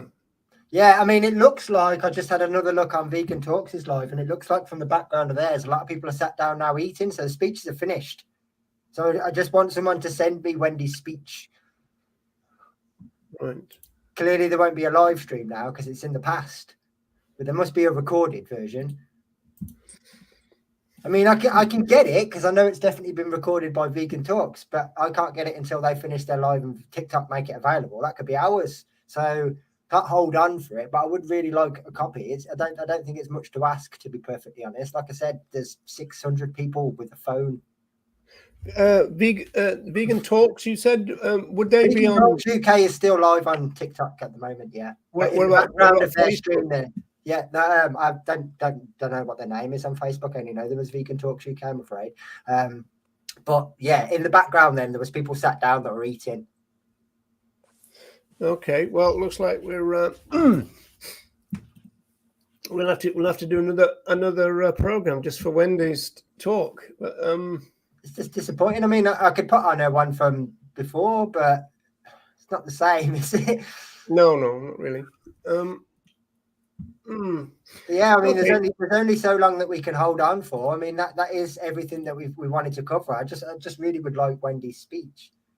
Whilst we're waiting though, Louise and Ronnie have joined us, so let them chat whilst I continue looking.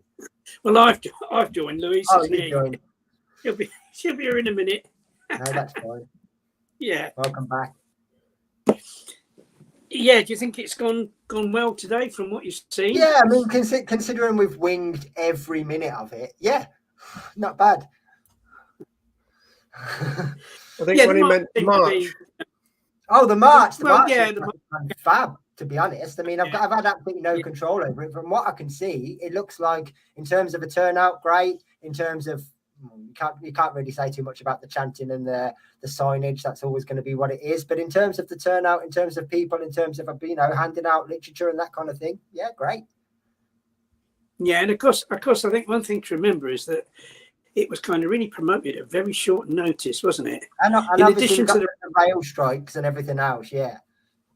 Right, you had the rail strike, but even without the rail strike, because, I mean, how long was it, the National Animal Rights March from it? There was only a few weeks to really promote it. Whereas in previous years, it's been promoted almost for about maybe 9 months at least before, something like that. Yeah. Or at least from the beginning of the year. And so maybe next year it'll be promoted like much earlier, and that'll lead to more people. On that note, the closing outro for this show, when we get to it, has a little secret announcement in it. Ooh, an Easter egg. Right, so that'll be interesting. There's technically 2 secrets in the outro, so I'm not going to say any more than that. One is an announcement, and one is a new poem. So, I see. Oh, right. Oh, well, that's good. Yeah, I mean, if anyone is listening and you can really desperately try hard to find me Wendy's speech in the next 10-15 minutes or so, that would be fab. Well, I'm looking on TikTok, but I'm looking at Vegan Talks UK, and there's nothing there. Oh, they were live when we were just watching your little video. No, but that's the right title, right? Vegan Talks. Vegan Talks UK. Hang on. Yeah, it's still on for me. Okay. Oh, right. Oh, it's Vegan Talks John. Sorry, it's not Vegan Talks UK. It's Vegan Talks John. They've got the same profile picture and the same TikTok name, but with a different @ Right. Okay. I thought there might be something a bit weird. Yeah. Okay. My bad. Yeah. So you've checked Insta. I've just checked Twitter as well, and nothing. I mean, I can't believe that of all the speeches that have been recorded, and nobody recorded Wendy's. I mean, Ronnie, you've got tons and tons of friends on Facebook. There must be someone that's put a video up somewhere. If you can send me a link, I can grab it. I'm having a look through now. I haven't been able to find anything so far. You can't, It's whether you they- can't bring this back, can you? You can't go back. There's not a way of starting it, is there? Like you would with a Facebook Live, you know, like a YouTube live stream, Andy. No, you have to wait for them to finish before you can scroll. That's right. Okay. You see, there's people may have recorded it on their phones, but That's not why live stream. if anyone's listening and you have done that, yeah, please send it over, because it's the only one we haven't got, and I feel bad. I mean, not only was looking forward to the speech, but I don't want to not show Wendy's speech out of all of them. It's really sad. Yeah, there's a Vegan Talks page, but it's not the right one. So I just keep loading on my feeds thing on Facebook by either friends or groups, and there's nothing new that's been uploaded. It's really sad. Yeah, well, this John guy could be going on for yonks, couldn't he? Yeah, well, that's what I'm saying. And if he goes on for 2 or 3 hours still, it'll take about 6 hours then before his video becomes available, the same as our TikTok lives. Well, he's been on. He's just come up to 2 hours now. So that you can guarantee that's about 4 or 5 hours to process the video before he can download it. So we can't wait for him. All right, so that one's gone then. Yeah, pretty much. I didn't realize he's been as long as that online. So yeah, I think it's twice the amount of time that you have to, like that you've been recording, that you have to wait for it, because I can never download the TikTok lives before a good few hours after they're finished. Oh, we lost Roger. But no, I'm really struggling to find this, and I'm not getting anyone reply either. That was clever. I deleted myself.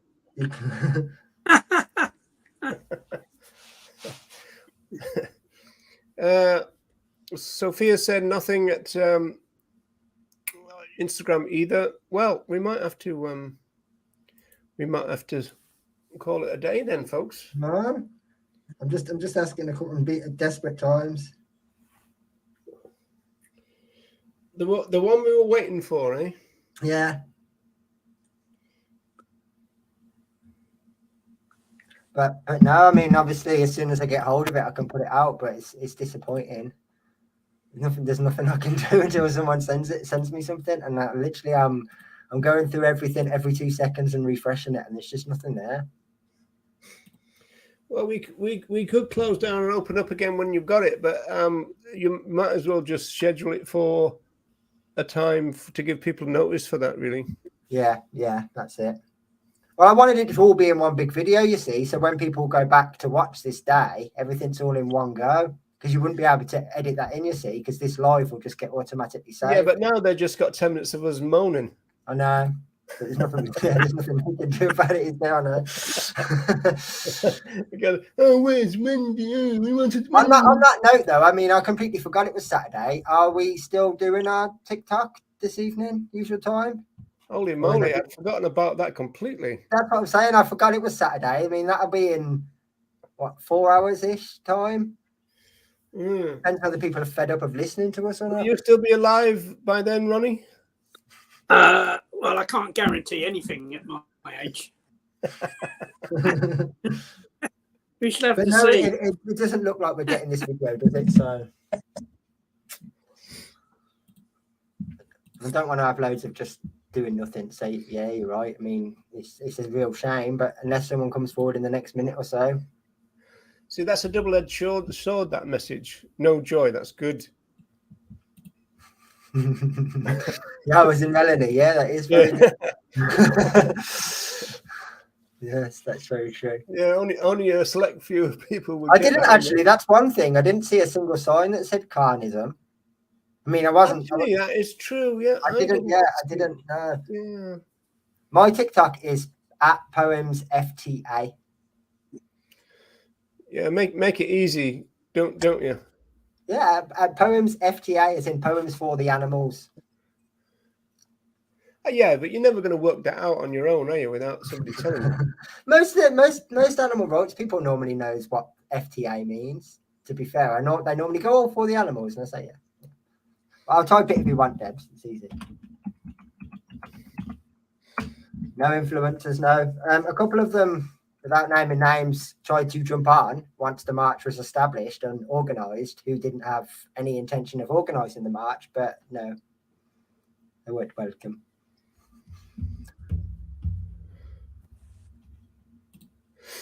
No, so I can't find this, and can't keep people waiting forever. So no, well, we've lost about 10 people already. So yeah, I mean, at the end of the day, if it's come through and we do our TikTok later, then I will potentially play, even if it's just the audio, on our TikTok. And obviously, once they're all done and edited, each of the speeches will go on the National Animal Rights YouTube channel, like as individual videos. That might take a couple of days, though. Well, if you've got it by then, couldn't we do one of these and then you put that on TikTok, or would that not work? Yeah, that would potentially work. We could do what we did before when we premiered your film. Do the first 10 minutes or so on here and then switch. Okay. Or stay on here or whatever. I don't mind. Okay. Well, if you've got all this clicknology, you might as well use it, eh, folks? Yeah, that's true. That's true. Well, I am very, very sorry about the Wendy thing, and obviously for any blips throughout the day. Hopefully, yeah, it's Andy's fault. People blame Andy. All of it. Yeah. I'll take it. But yeah, it was a work in progress, I suppose, on a learning curve. So I mean, we're a little bit better equipped for the next time that something like this happens. And at the very least, those who couldn't attend all over the world have seen some of it that you wouldn't have got to see, really. So.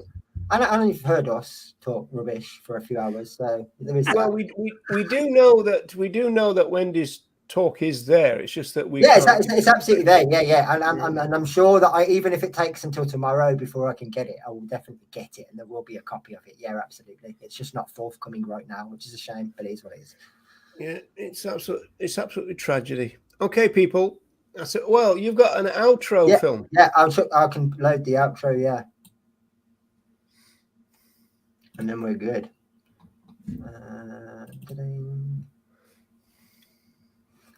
So yeah, you want to say goodbye, and then we'll leave with the outro, I guess.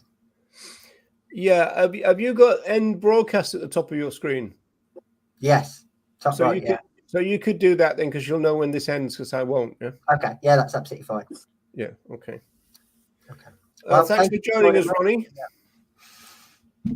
Yeah. Yes. It's been a pleasure for the little time I've been able to.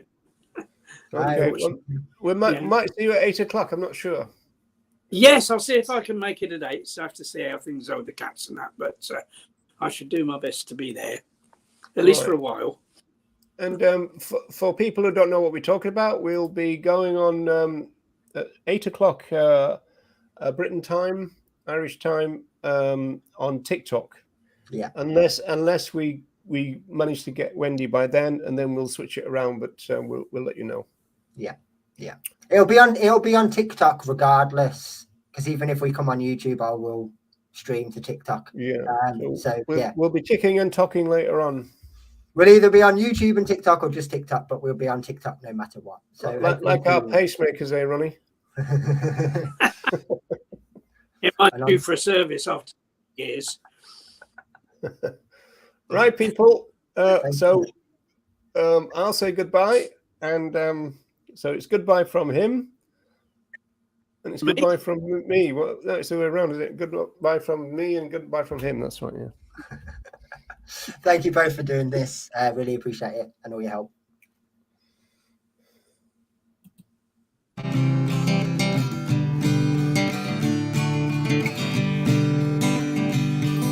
We're marching for the animals of land and sea and sky. We're marching for the animals, raise our voices high. We're marching for the animals and each and every one. We're marching for the animals until their rights are won. We're marching for the animals, we're marching for their rights. Not for any to be given though, as they were granted upon life. For theirs to be respected, acknowledged and recognised. Nothing extra gained, no privileges given, just theirs we abide. The most basic of those birthrights to exist without violation. To have the freedom to respond appropriately in any situation. It's such a little to ask, especially for something already owned. Yet centuries of normalisation means this still needs hammering home. Others exist with us and around us in the same way we do to one another. Different species and breeds, but still sons, daughters, fathers and mothers. Not the food chain, but the same clades, at least in taxonomic terms, as you never outgrow your ancestry, so we're all related here on Earth. So today and every day, speak up loud, proud and with your strongest words, that we can all become finally civilised and recognise what was given at birth. Freedom, respect and justice for all, and we won't ever stop until we're heard.